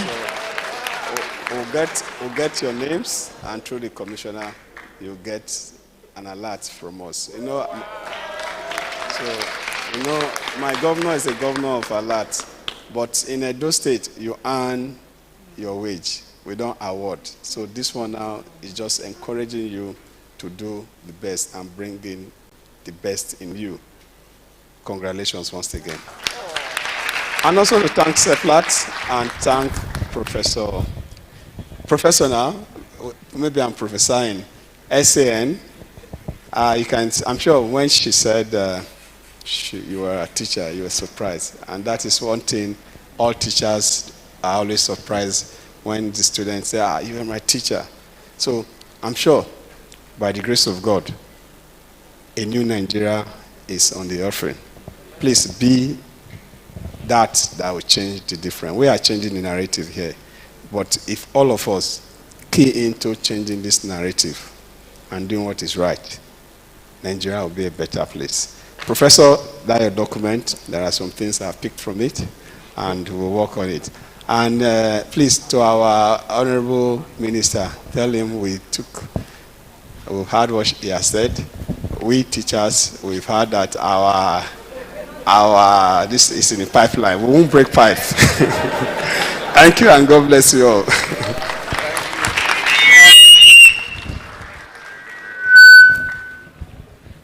I won't add to it. There's nothing to add to it but to say thank you, sir. We really appreciate it that you are really collaborating with us in hearts, in minds, and in your actions to appreciate these wonderful teachers. Thank you very much. Thank you. Thank you very much.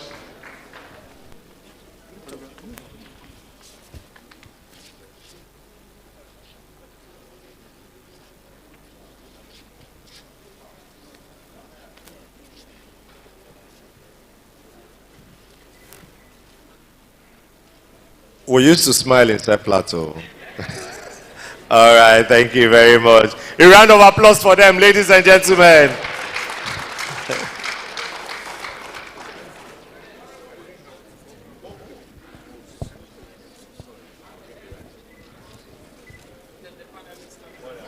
All right, can I have the panelists, Dr. Maurice Atoki, please?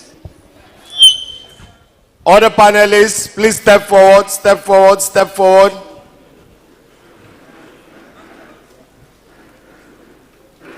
Because you're going to sit down right after this.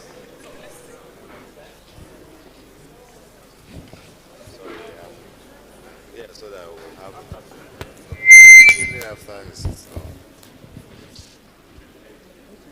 I want you to have a photo.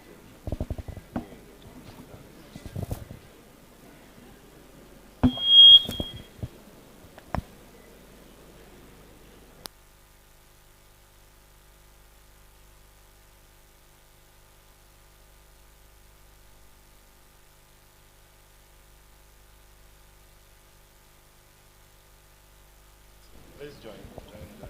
Without your mask. Stop. Without your mask.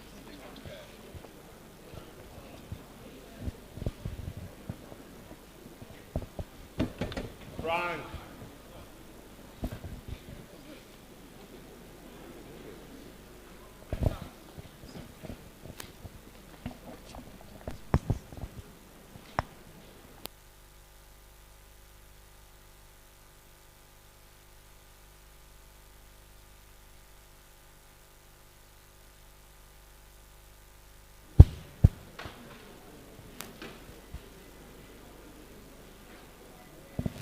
an interesting way of actually bringing out the panelists. As they are finishing their photographs, I would like to introduce to you, ladies and gentlemen, as they are doing these shots, Maurice Atoki. Maurice Atoki is the CEO of ABC Health. She is a sustainability professional. I'm going to be handing this microphone over to her. Now that I've got her standing up, I'm not going to let her sit down again.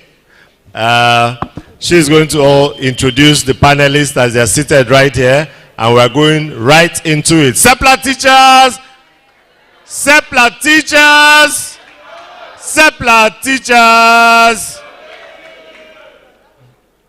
Thank you very much. Maurice.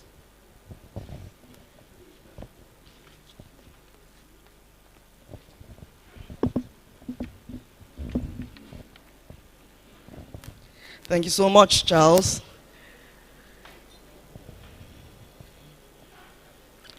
Your Excellencies, I see that the Deputy Governor is on his way out. Distinguished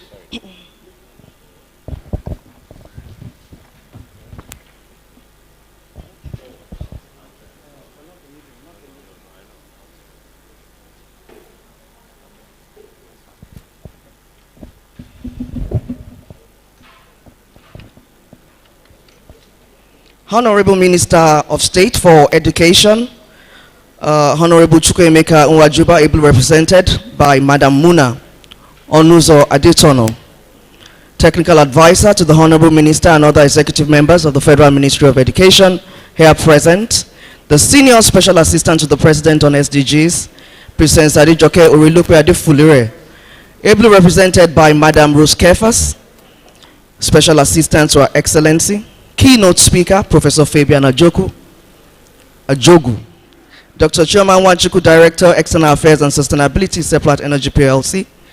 Our distinguished panelists, whom I will introduce anytime from now. Participants from the state government of Edo and Delta State, as well as Lagos State. The Federal Ministry of Education, the organized private sector. Distinguished ladies and gentlemen, members of the press, good afternoon. Again, my name is Maurice Atoki. I have the pleasure of moderating this fantastic panel.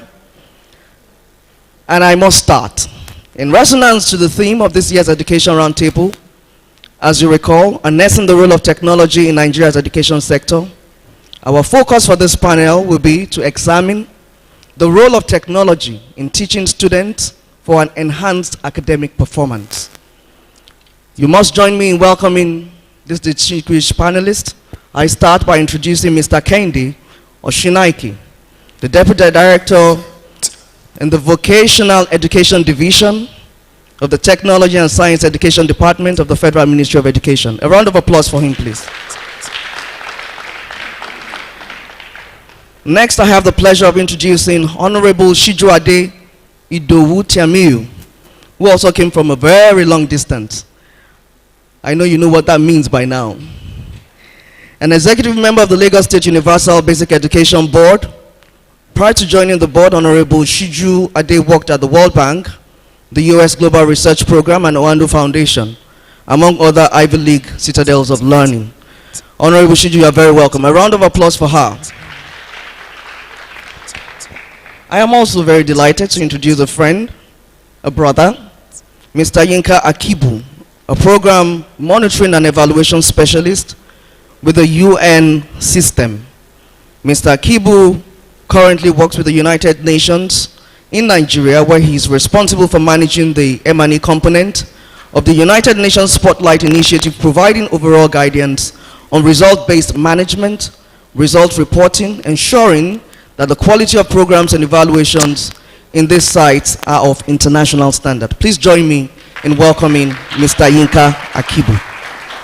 Finally, and not the least by all standards, I have the honor to introduce the distinguished person of Madam Ini Abimbola. She's Vice President, Sustainability Professionals Institute of Nigeria, formerly known as the Association of Sustainability Professionals of Nigeria, ASPN, and also the founder and former CEO of TISO Praxis Consulting, a management consulting and business advisory firm that provides strategy development services as well as bespoke CSR and sustainability support solutions among other services. Kindly join me in welcoming the distinguished Madam Ini Abimbola. Thank you so much. On behalf of the Seplat Energy team, I would like to extend my very warm welcome to you all, the great panelists. We appreciate that you have taken your time out of your very busy schedules as discussants in this very important topic and theme. As earlier mentioned, we've been asked to keep our focus as a panel on the role of technology in teaching students for an enhanced academic background. I'm sure you're prepared. I will be asking questions as I also take my seat. Please join your hands together for me.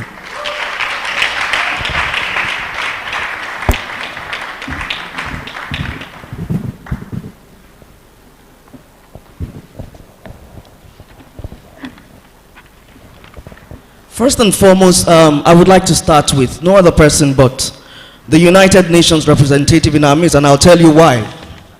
We want to start with a global perspective so that we'll drill down, we have a broad overview of what we're talking about. We're hearing technology all over the place, but what exactly does it mean? What does it mean to our teachers? What does it mean to the students? And in enhancing academic performance of our students, we want to look at what the Global South is talking about. Where are we at a global level in technology? And I would like Mr. Yinka Akibu to please address that question. Over to you, sir. Thank you very much, Maurice.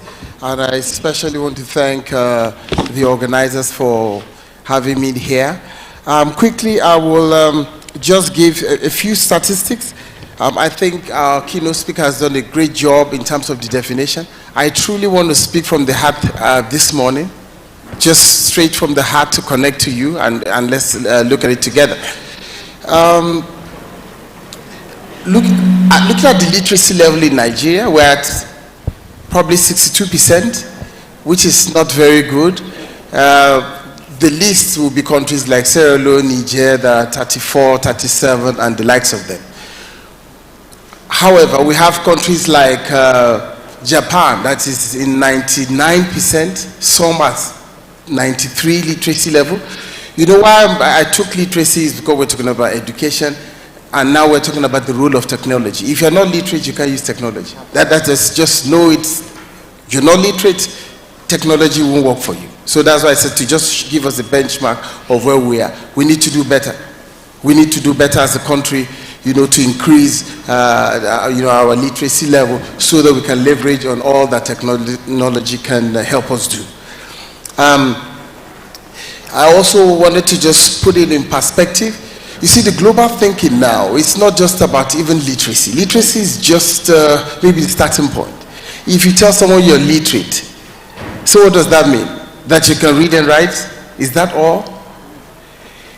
If you're literate, it means you're enlightened. If you're educated, it means you're enlightened and you have superior skills to engage your environment more efficiently and effectively for your benefit and for the benefit of others. I think we are not, as a country, reaping that yet. We're not. In fact, while the award was going on, I was just so excited about what I'm seeing here, and I wanted to add to the award next year. I won't mind saying the amount. Yeah, this is very. That's Mr. Yinka Akibu from the United Nations. This is not from the UN. This is just on the personal capacity. Just seeing what is happening here, I'm really excited that Seplat is we don't know these things are happening, but I think we need to write about this more visibly. You know, this is an innovation all by itself that we will start to reap the dividend soon. But quickly, the point I want to make, and that's why I want to add to the award next year, I want to put something on the table for the best STEP teacher in innovation. Innovation. And you know the reason why? I think if we've done this program, I was trying to just get how long we've done it. If we've done it up to 2-3 years, then we should start. We shouldn't just stay at literacy, giving information to students. There are real needs here in Edo and Delta. And education is meant to solve problems. Education is meant to change behaviors. Education is meant to change mindset. If we are teaching these children and they are not changing, then maybe we should check what we're doing. I'm so excited. Part of the global trend that is working, and Nigeria can never be an exception, is the fact that I heard one of our directors here she said they're using the STEM approach. Anywhere the STEM approach is used, it produces. Absolutely. Science, technology, engineering, and mathematics. If you use it well, if it is in that curriculum, I really want to see the extent, to which STEM is integrated into the step. We should start producing. This is what I'm saying. By next year, we want to see the innovations, how kids are doing things smartly. Somebody say, okay, I can't make an app. It's not about app making. Innovation is doing things differently.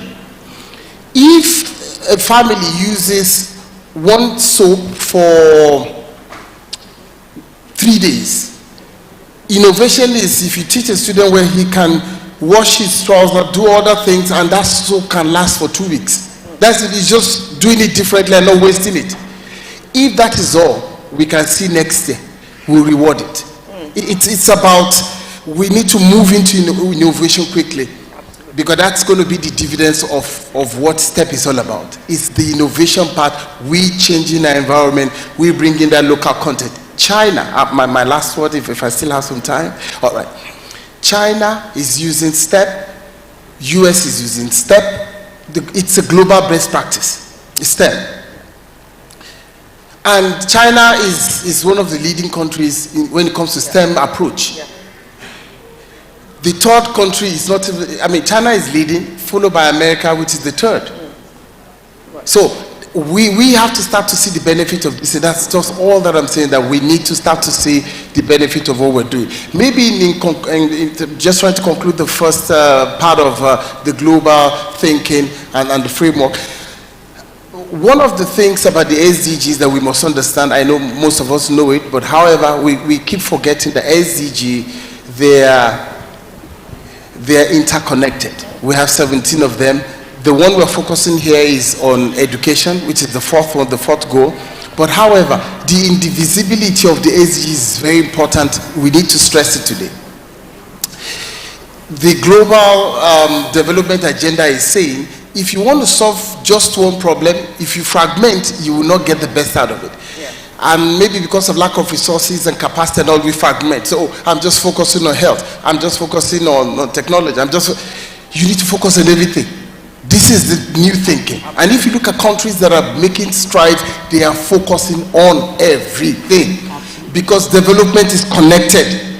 Health affects education. Education affects governance. Governance affects everyone. Security affects everyone. Absolutely. Security issues can make this country poor for a very long time. And we're seeing it.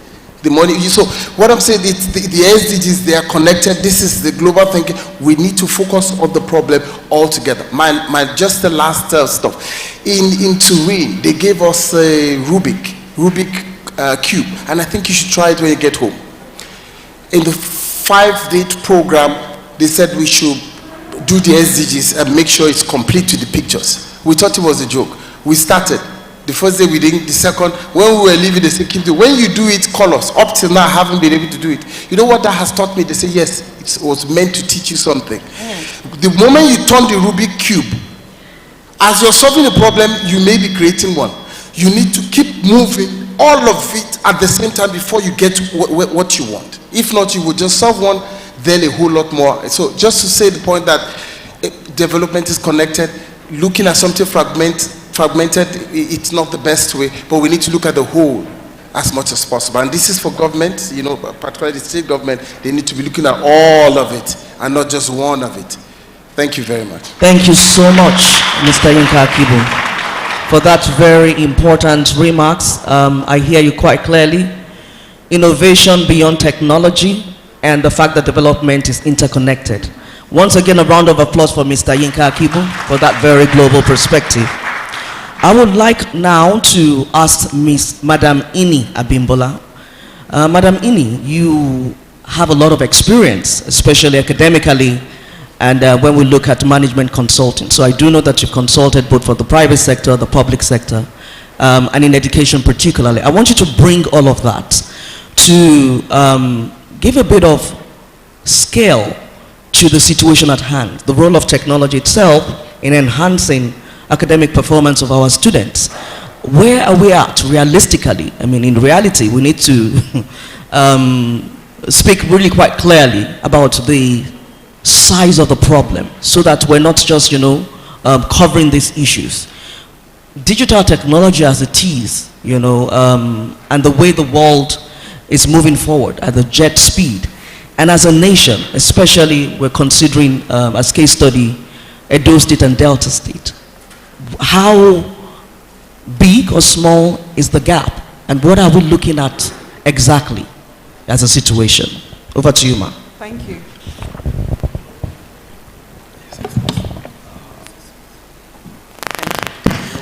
Thank you. Thank you, Morris. And thank you, Seplat, for having me at this very auspicious event.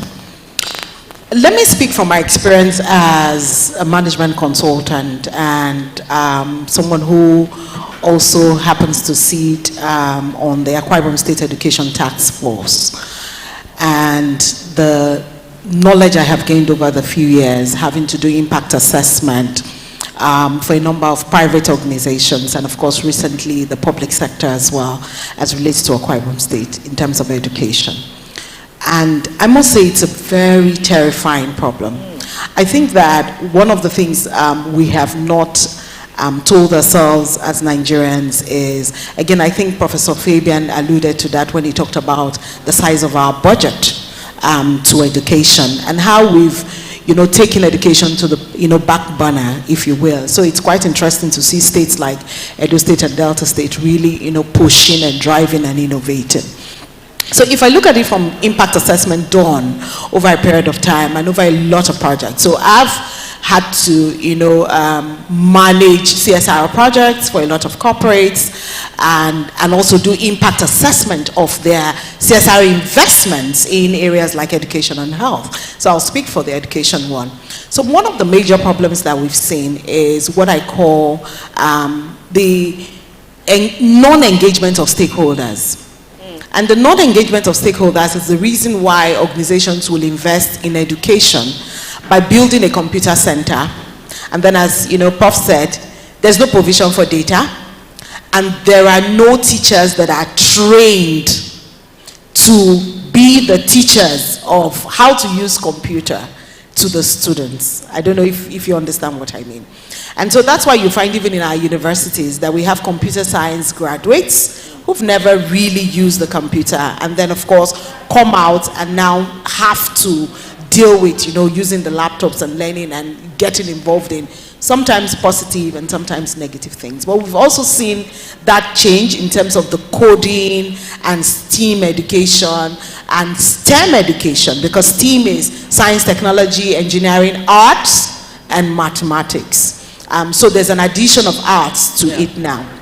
But the size of the problem is huge, because we're having organizations invest in libraries, we're having organizations invest in buying books for schools, we're having organizations paint schools, but not focusing on where the problem is. And so it's quite interesting that, an organization like Seplat, which I want to believe must have done their needs assessment, because if you don't do a needs assessment of where the problem is, and not decide what you want to solve as an organization or how you want to partner with government and solving a particular problem, then we will keep seeing the same amount of problem. And it's a deepening problem in education. So you find a situation where you have a fantastic computer. I'm using that because that seems to be one of the things that's reigning, because when we talk about technology, and we've seen a lot of that since COVID-19, so we understood the fact that we couldn't do the person-to-person engagement anymore, so there was a lot of investment in technology, if you will, and a lot of hardware investment, but then the soft skills were not there. And so these things are available. You have these computers, you spend so much money installing the centers, but we also do not make provision for who are the people that are going to use it. So the teachers are not taken into consideration. It is assumed that the teachers can use computers, while in fact, from what we saw, and I'm using this, the example of, and I know that this cut across most of the states in Nigeria. In Akwa Ibom State, we found out that most of the teachers could not use WhatsApp. It was COVID-19 that most of them decided to get a phone that could access WhatsApp, because then they could share lesson notes, they could share information from SUBEB, UBEB, and all of that for them to be able to use. So if you look at that as a size of a problem, if the teachers themselves could not handle simple digital form, which is WhatsApp, and the usage of WhatsApp, then you see that even increasing it to the point of using the tabs, using the full-scale laptops or full-scale computers, it's also a problem. So when we look at technology, it is good, but I'm looking at it from the point of view of investments in education, and saying that we are in the age of Internet of Things. We're in the age of artificial intelligence, machine learning, blockchain technology, 5G. I remember, in Nigeria having this conversation around 5G. Everybody was like, 5G is evil, oh. Don't allow 5G into your phone, oh. And it just shows you that we do not understand where the world is going in terms of technology. The world is running at a pace. So there are airports in Nigeria, for instance, that you do not see anybody, particularly with COVID-19. If you do not know how to scan your passports, you are not going to go anywhere, because there is nobody at the airport to talk to you. So as simple as these things sound, but they show the magnitude of our problem. And it's education. It's all about education. Thank you so much, madam. A round of applause for her. She says the problem is terrifying. It's a big gap. That's worthy of note, and I wanted her to nail it. It's a situation that we all have to address by all means. Thank you so much once again, Madam Ini.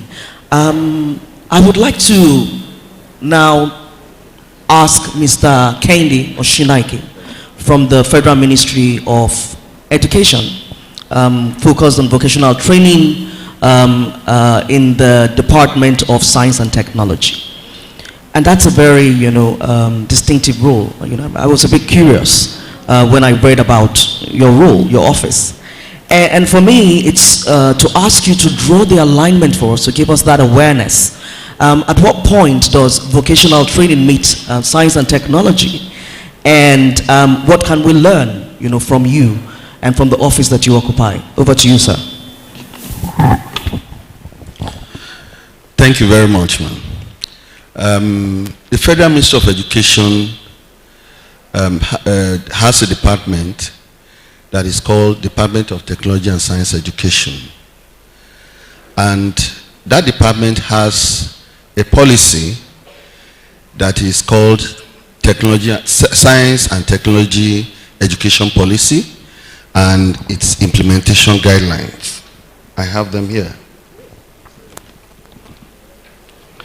He brought the manual for us. Please join your hands together to clap for him. This is the policy, and this is the implementation guidelines.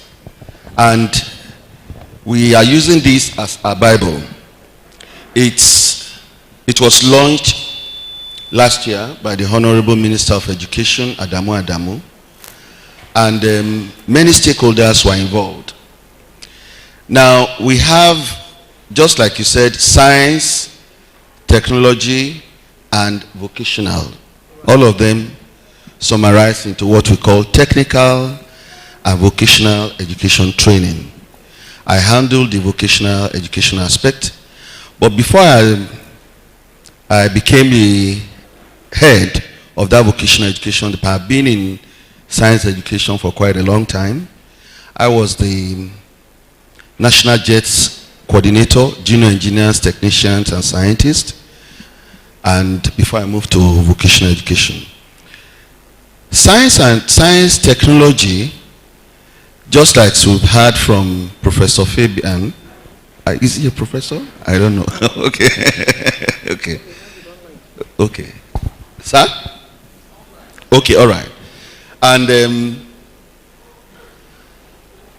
we heard a lot from what he has said. And this, the vocational education It's a combination of technology and science. You can't do away with it.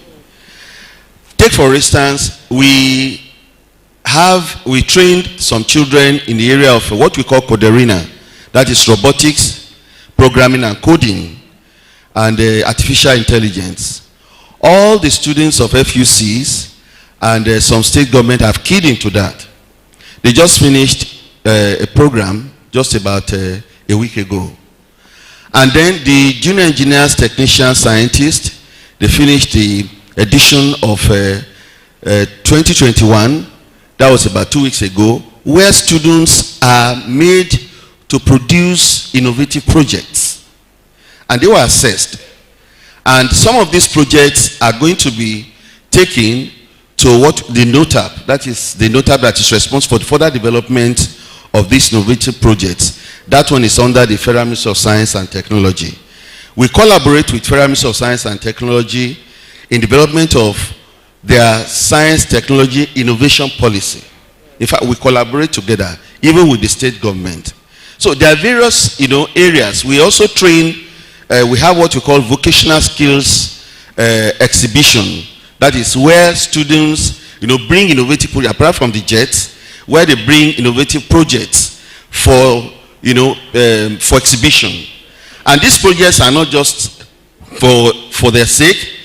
It is, it's just to encourage, this idea of, just like somebody said, innovation. Last week, the man from, he talked about innovation.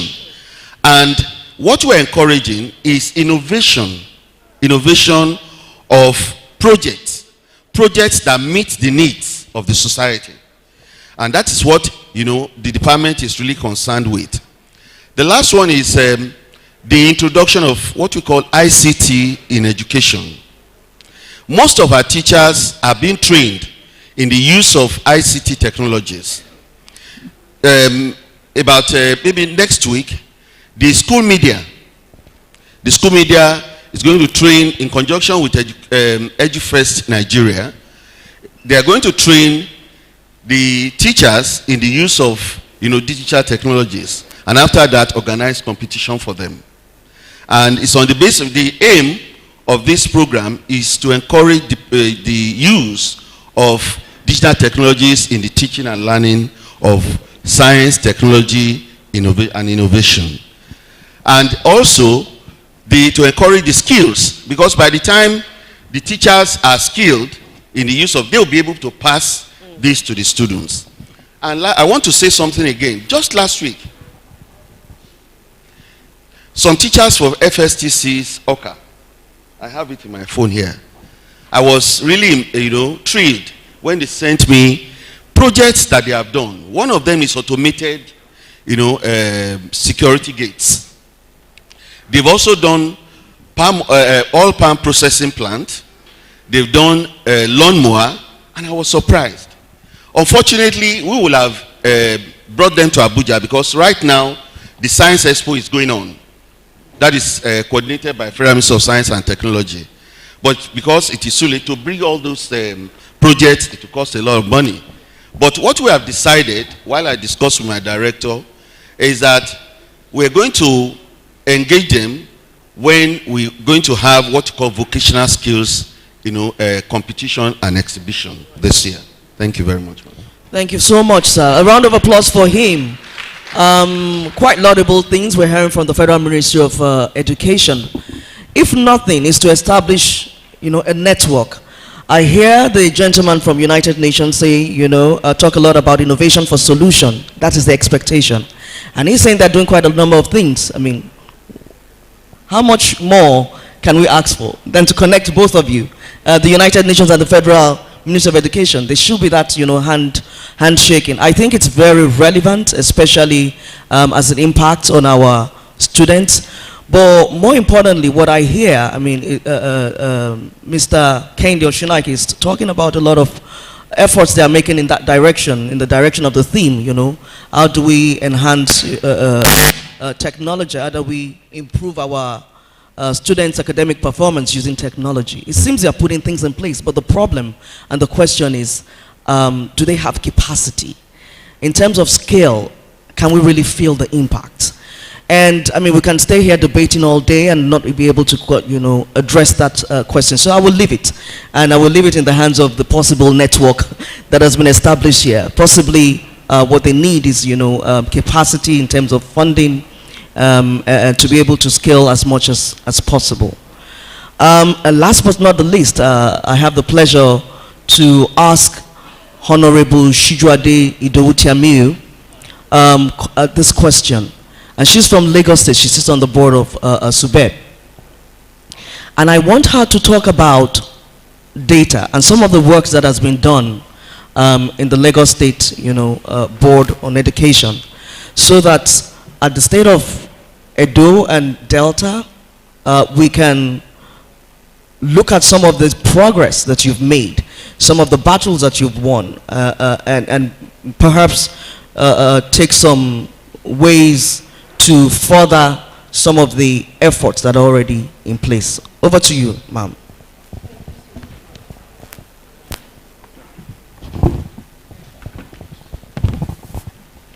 Thank you so much, Maurice. Let me start by saying, like the guy from the UN said, the basics is literacy. For any form of learning to happen, there has to be a teacher and there has to be a student. Every other thing that we add, they come as catalyst to ensure that we speed up this process. In Lagos State, we emulated Edo State, and we came up with a program. You need to clap. You were emulated.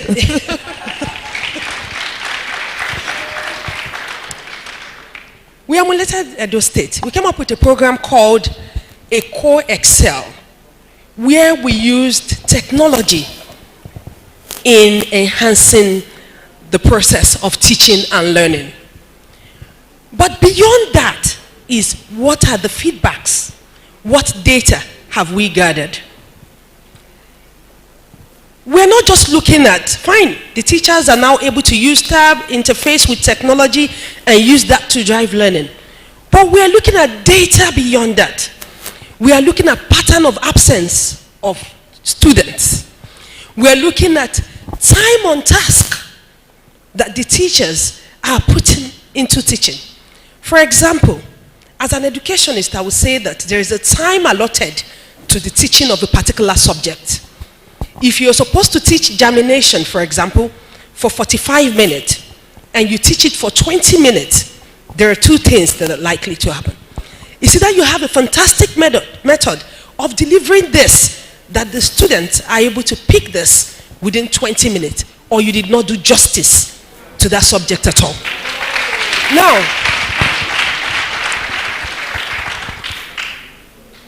if you monitor the time on task, you will know why your students are, whether they are learning or not. Technology is not a human being. It won't stand up and start teaching by itself. It's a teacher that would interface with that technology to drive home learning. Now, as we look at these data, the pattern of absence, we see that there is need to urgently create a single social register in Lagos State. The poverty level is high. There is an emergency. Students don't come to schools on some particular day. You will see the trend. So it's not just using it in class, it's seeing how this poverty is directly affecting education, which is what he talked about, the interconnectedness of it. It's also trying to see, through the time on task, we're getting revelation, we're gathering data on certain behaviors, and we're beginning to see issues of mental health among some of our teachers. This minute they are performing exceedingly well, the next minute the slope. So when we deploy technology into our classroom, beyond it, using it as a catalyst to speed up teaching and learning, is the fact that we are also looking at other indices that are affecting learning. Now we have the Lagos State Single Social Register that we started using. We have a program on out-of-school children. Immediately we pick a child, we kit that child, and we bring that child to school. we realize that some children are serially out of school. They appear here. If Seplat is doing a program on out of school, they are there. If Lagos State is doing, they are there. Any foundation that is doing, they are there. And there is need to start finding out. Having seen this child behave in this way consecutively, you want to know why this is happening. Data is life. Another thing in relation to data, because part of what we do with our tab is to collect data of school facility. I want to know the number of chairs in the school, student-teacher chairs. I want to know if this school has an ICT center. I want to know. We realize that there are so much ICT centers in our schools that we're not even aware that they exist.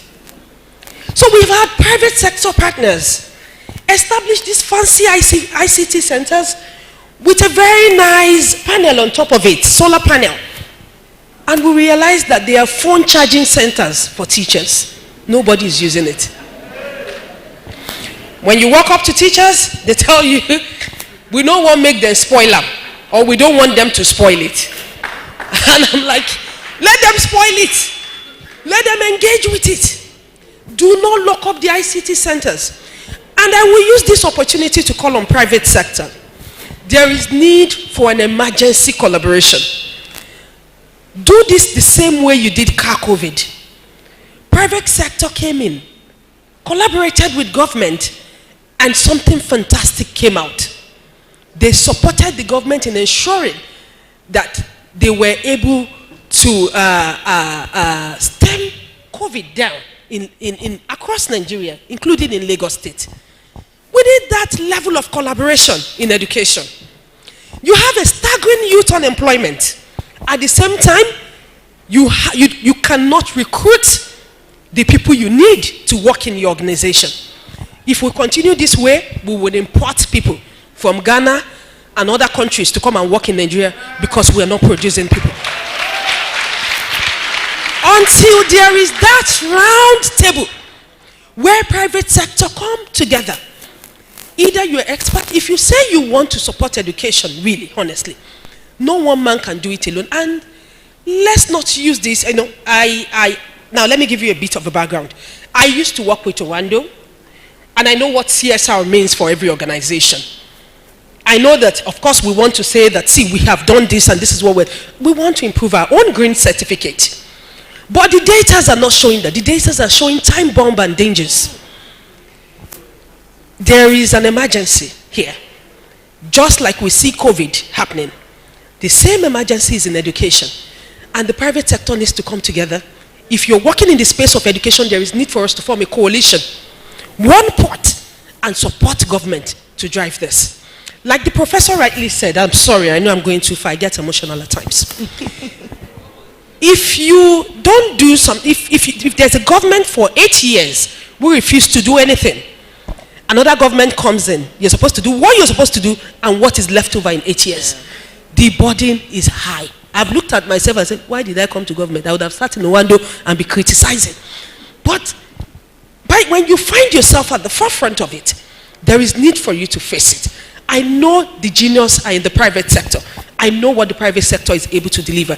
And I use this opportunity to call on the need for a coalition of every private sector intervening in education to form a single pot and come forward and then support the government to move education forward. We can do it.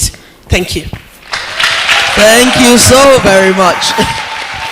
Fact-based, data-supported remarks from Honorable Shijuade.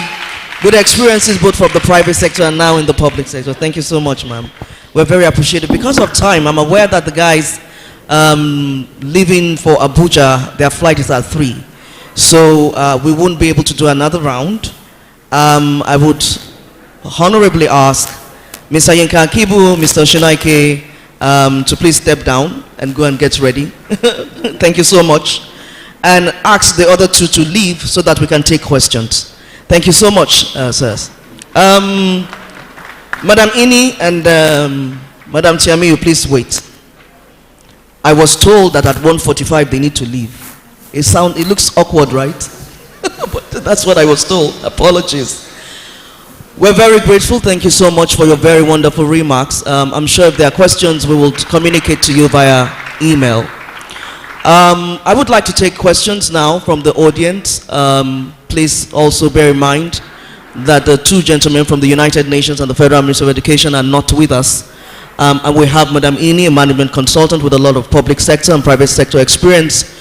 We also have the last speaker, but not the least, fantastic remarks, very passionate, from the Lagos State, even acknowledging that they emulated Edo State. That's wonderful. So please, do we have questions or remarks or comments?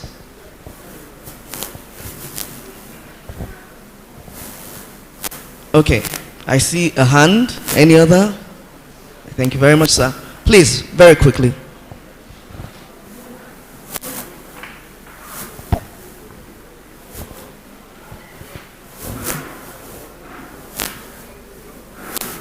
Thank you very much. First and foremost, I want to appreciate Seplat for this great privilege to be here. I'm my name Honorable Letus from Edo State on One East. I just want to trip in something like our commissioner said. Presently, Edo State, we are experiencing digital education via the primary section and the junior basic. There is also a need for the private schools to be carried along. I felt government school, digital, private school doing a separate thing will also bring about the gap we are talking about, such that the gap between the private and the secondary and the public will be far. So let the government also see what we can do to harness. Like Mommy said, there's a need for a collaboration between the private and the public. Thank you. God bless you. Thank you so very much. I like that angle. Yeah, she's talking about standards. They harness the possibility of harnessing private sector standards and private education standards and public education standards. It's a comment, so I won't take it as a question. Good afternoon, everyone. My question is, I listened to the man from the UN. Actually, I would have directed my question to him. Unfortunately, he's gone. The fact is that, like I was talking with my peers, we are witnessing a generational change. I remember during the Nigerian Biafran War, permit me to digress a little bit, what sustained the Biafran side of the mutiny was the ingenuity. They were able to, on their own, do several things which would have been regarded as technology. They did the Wunigwe, they did the whole other thing and all that. Why are they not able to look into that and with an intention to sustain it or even improve on what was done then? I actually have been in a whole lot of sectors. There was one day I was doing a drilling somewhere in Seplat, and suddenly we were lowering the pump and the pump disengaged from our whatever, from our string, and I was like shocked. How are we going to come up with it? But the guy I was doing this job with, who is not even literate, he didn't go to the secondary school, told me to realize there was a way out, and incidentally constructed what he called Fisher locally, with which we were able to, rescue this pump. And all this, I know we have a lot of Nigerians with a lot of ingenuity.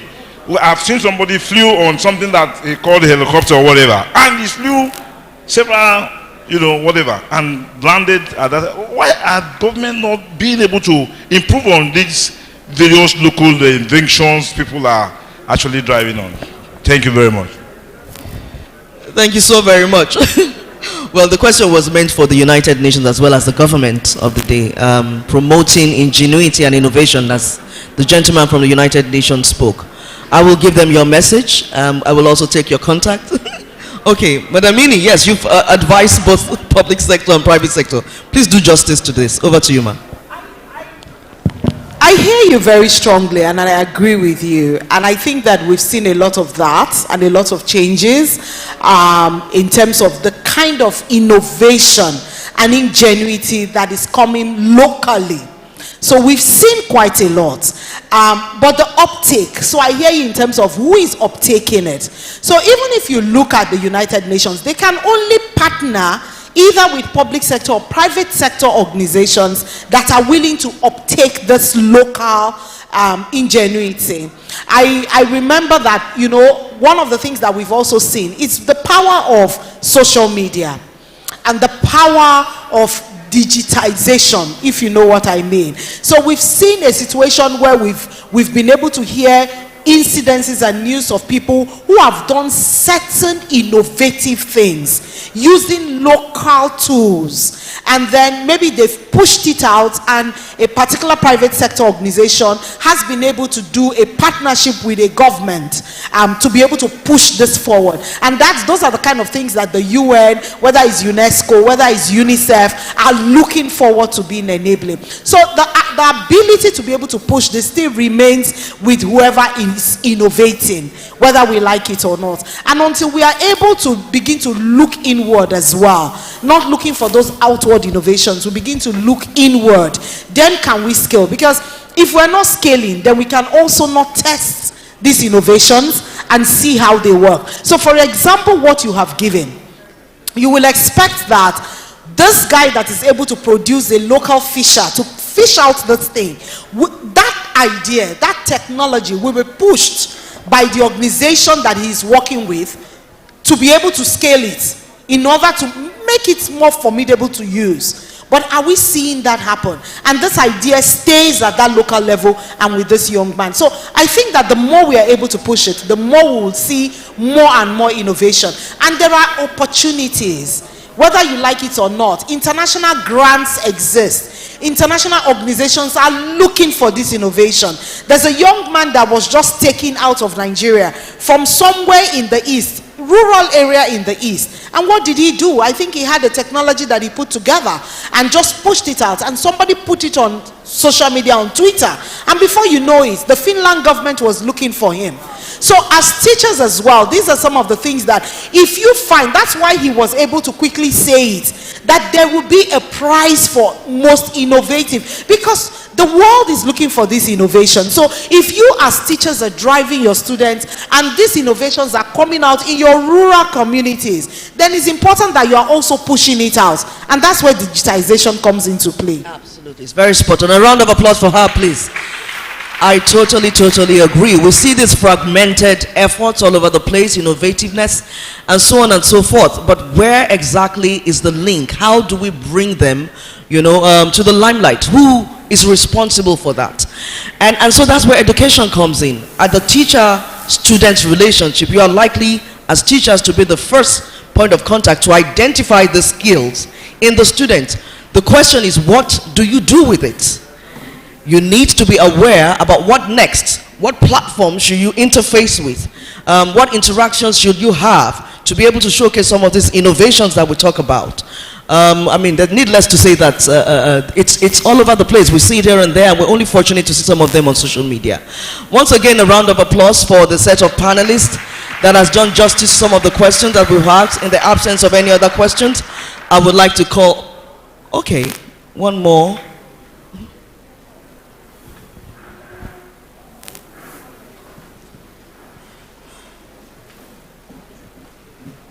Thank you very much, and good afternoon, everyone. I'm Folawe Omikunle, and I'm the Chief Executive Officer at Teach for Nigeria. Thank you.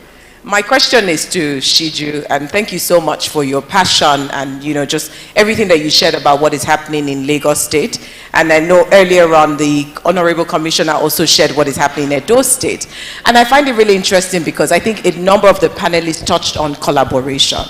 And just given what is happening in Edo State and given what is happening in Lagos State, my question to you is there a space or is there some sort of coalition that also exists, for states to emulate, just as you said, Lagos State did emulate Edo State, to emulate some of the examples of progress that you all are seeing in your states? That's my first question. And I think the second one, to your point around, everyone who is working within education needs to collaborate. There needs to be a coalition. But then whose responsibility is that? Who is going to take the lead to ensure that that happens? Because I think it'll be good to leave here today to get a sense of, what is next, so that it's just not another talk shop, but there's really action, to that progress that we want to see. Thank you very much. Right. Just before Honorable speaks, I would like Honorable Shiju to address the first one. I would like Madam Ini to give us a case study from Canada addressing some of the success stories she formerly talked about. Over to you, ma'am. Yeah. Folawe, thank you so much for coming forward with that question.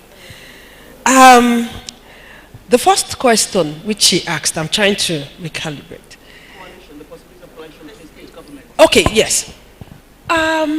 With Lagos State, basically everything we do, we put out there. And I think Edo State also did the same.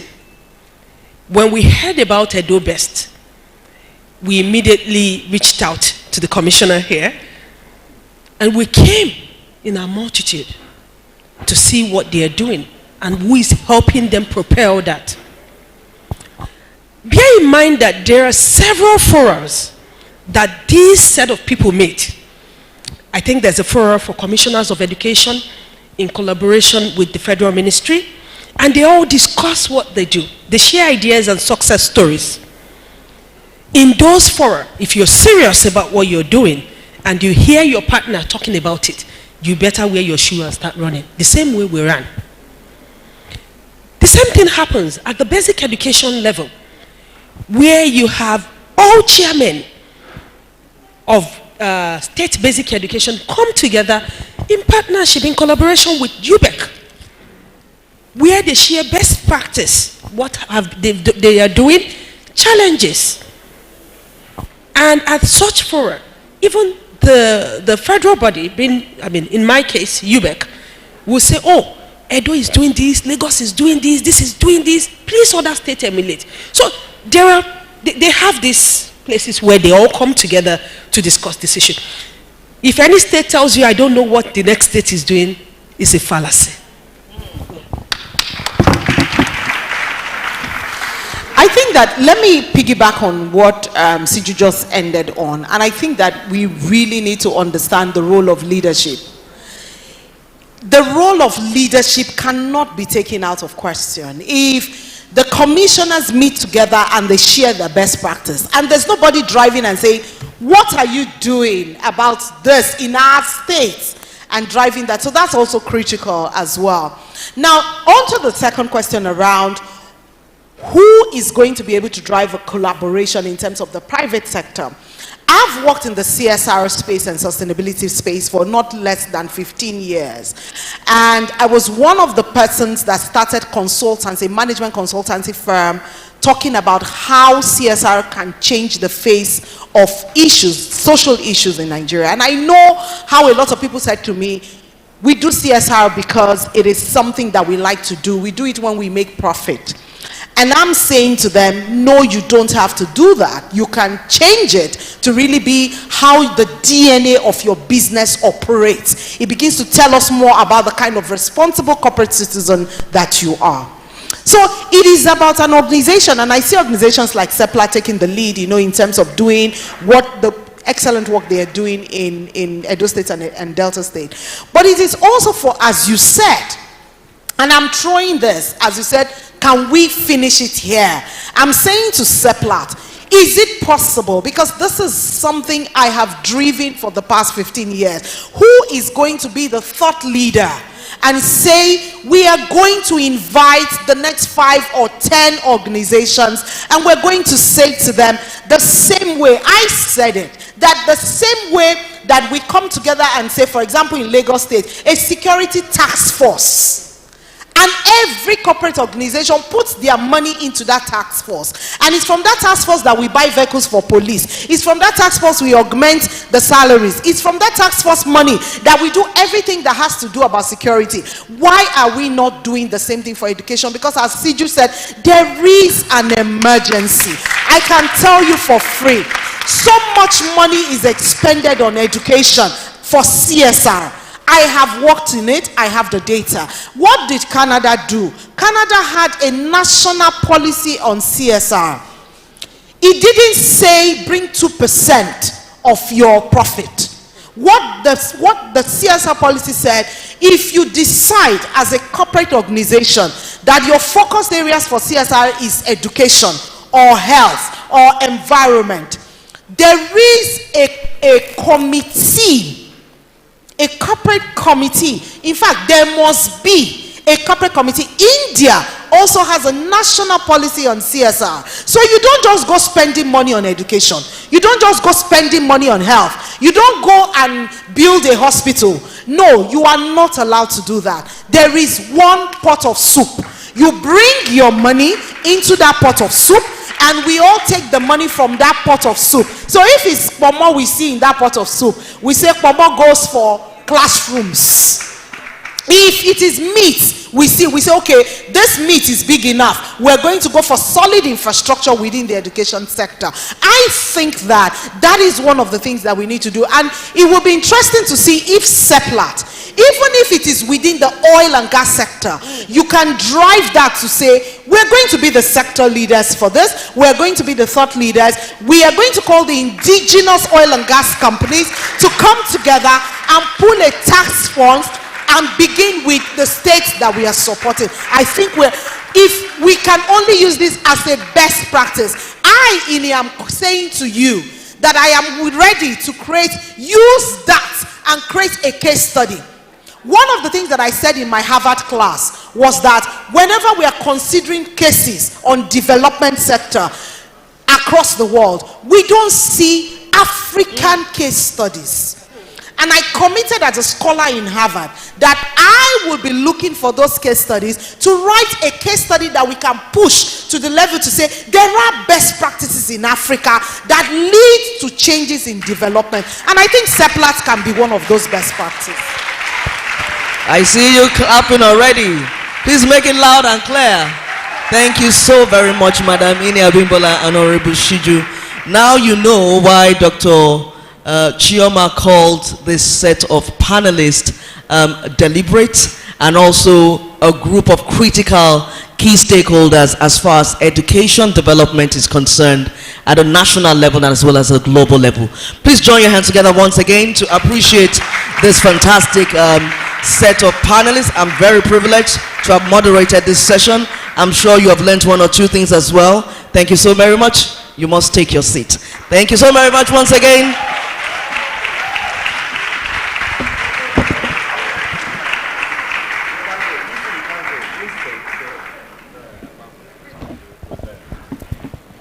Seplat teachers!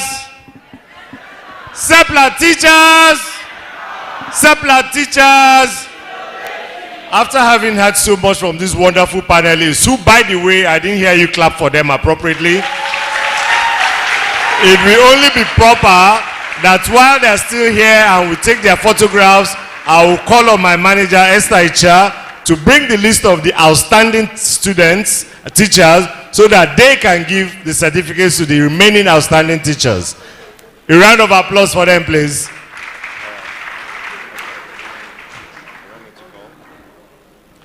Ebiere Roslyn Arua. Ebiere here? Step forward. Please come down.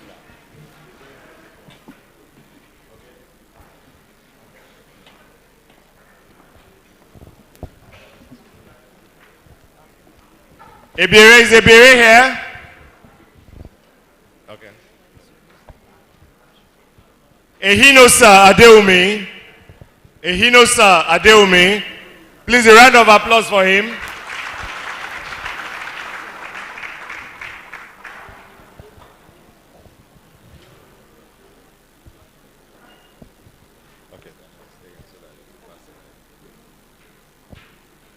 Momo Nebife Shelley. Momo, is she here?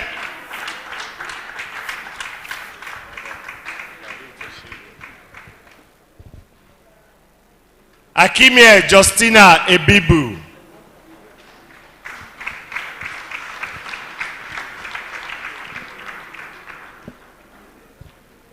Hold on. All right. All right, Maurice will do that. Okay.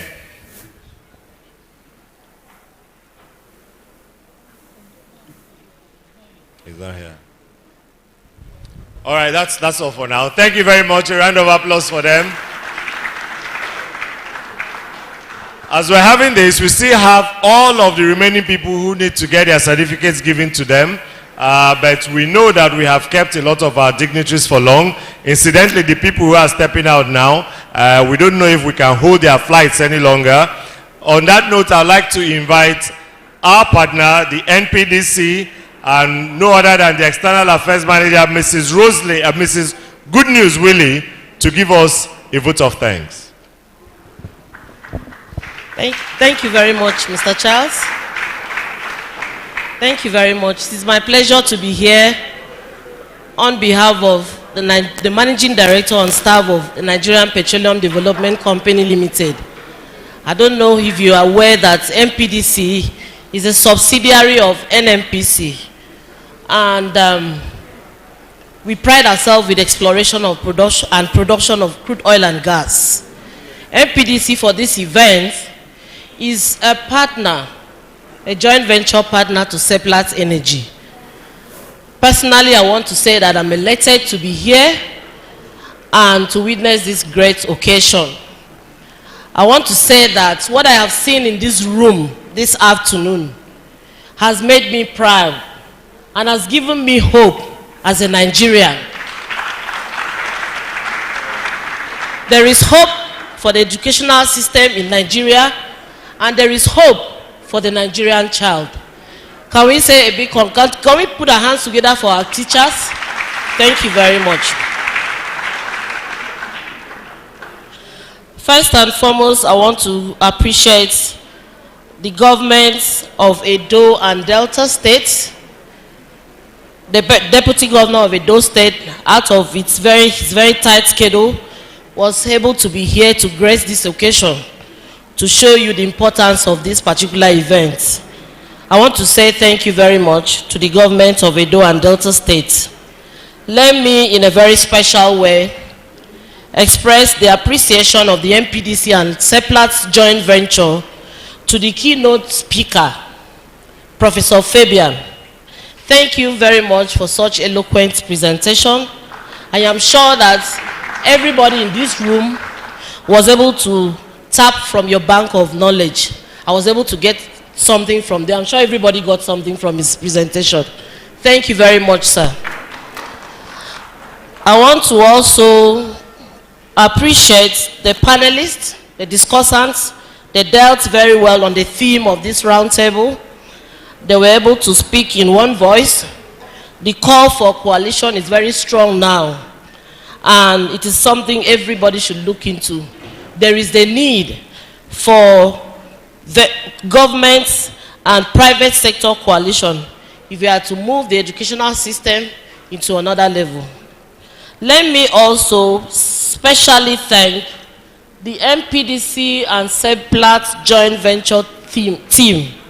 All the people that work together behind the scene to make this occasion a grand one.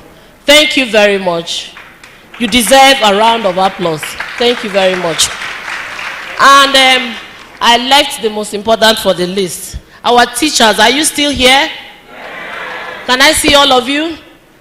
Thank you.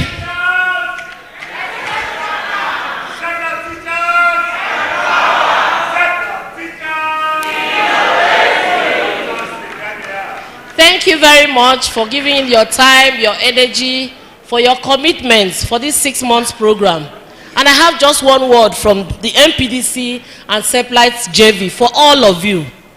It is our hope that you will utilize the knowledge you have gained from this training. You are not just going to keep it to yourself. You will be able to dispense it. Ensure that you dispense it to the children that you teach. You know why? Because they are the future of this country. The Nigerian child is the future of this country.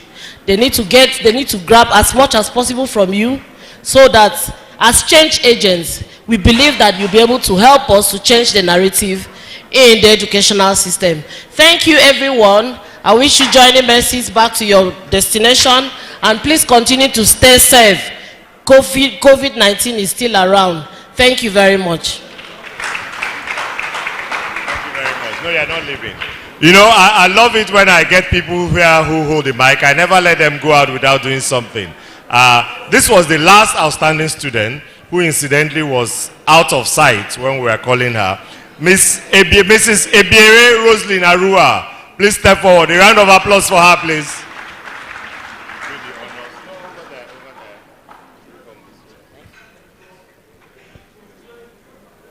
So that we know that she has been one of the outstanding ones. Thank you very much. All right, now having said that, we've come practically to the end of this. We are going to continue right after we let out our dignitaries to go. But I'm sure our dignitaries and other people seated there, our panelists, must at least hear from one of the teachers, right? One of the empowered teachers. And I'd like to invite, ladies and gentlemen, clap for your colleague, clap for your colleague.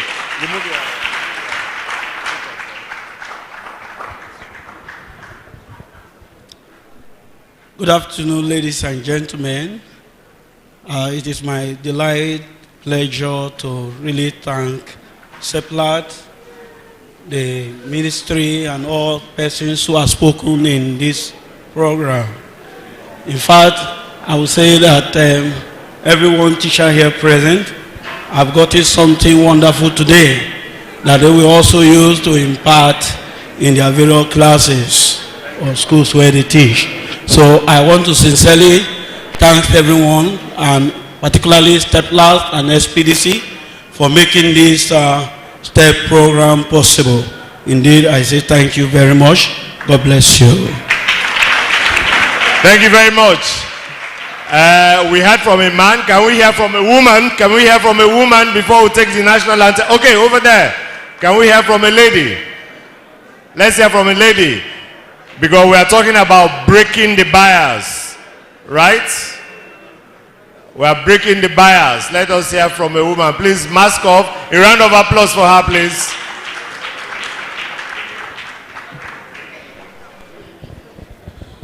Good afternoon, everyone. Permit me to stand on the existing protocols. I want to thank Seplat Energy and NPDC for this wonderful opportunity that they gave to us teachers. We are indeed very grateful, and we truly pray that we'll be able to impact on the larger society. We don't just want to be learners. We want to be people who will be able to impact. And we pray that God will continue to give them the enablement to continue to train more teachers. Because the more they train teachers, the better people will have to impact on the society, and the better society will have. Thank you very much. Thank you. Thank you so very much. DJ, can we have the national anthem, please?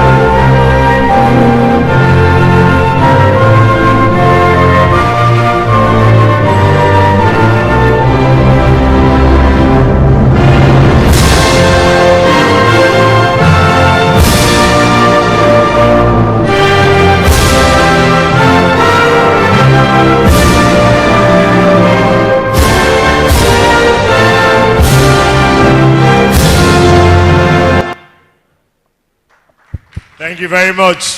Thank you so very much for having been a part of this edition of the Seplat Education Roundtable. Josephine, could you usher our guests to the next step? For the Seplat teachers, please remain. We are going to continue. We'll finish your certification and we'll be having lunch upstairs before we take off.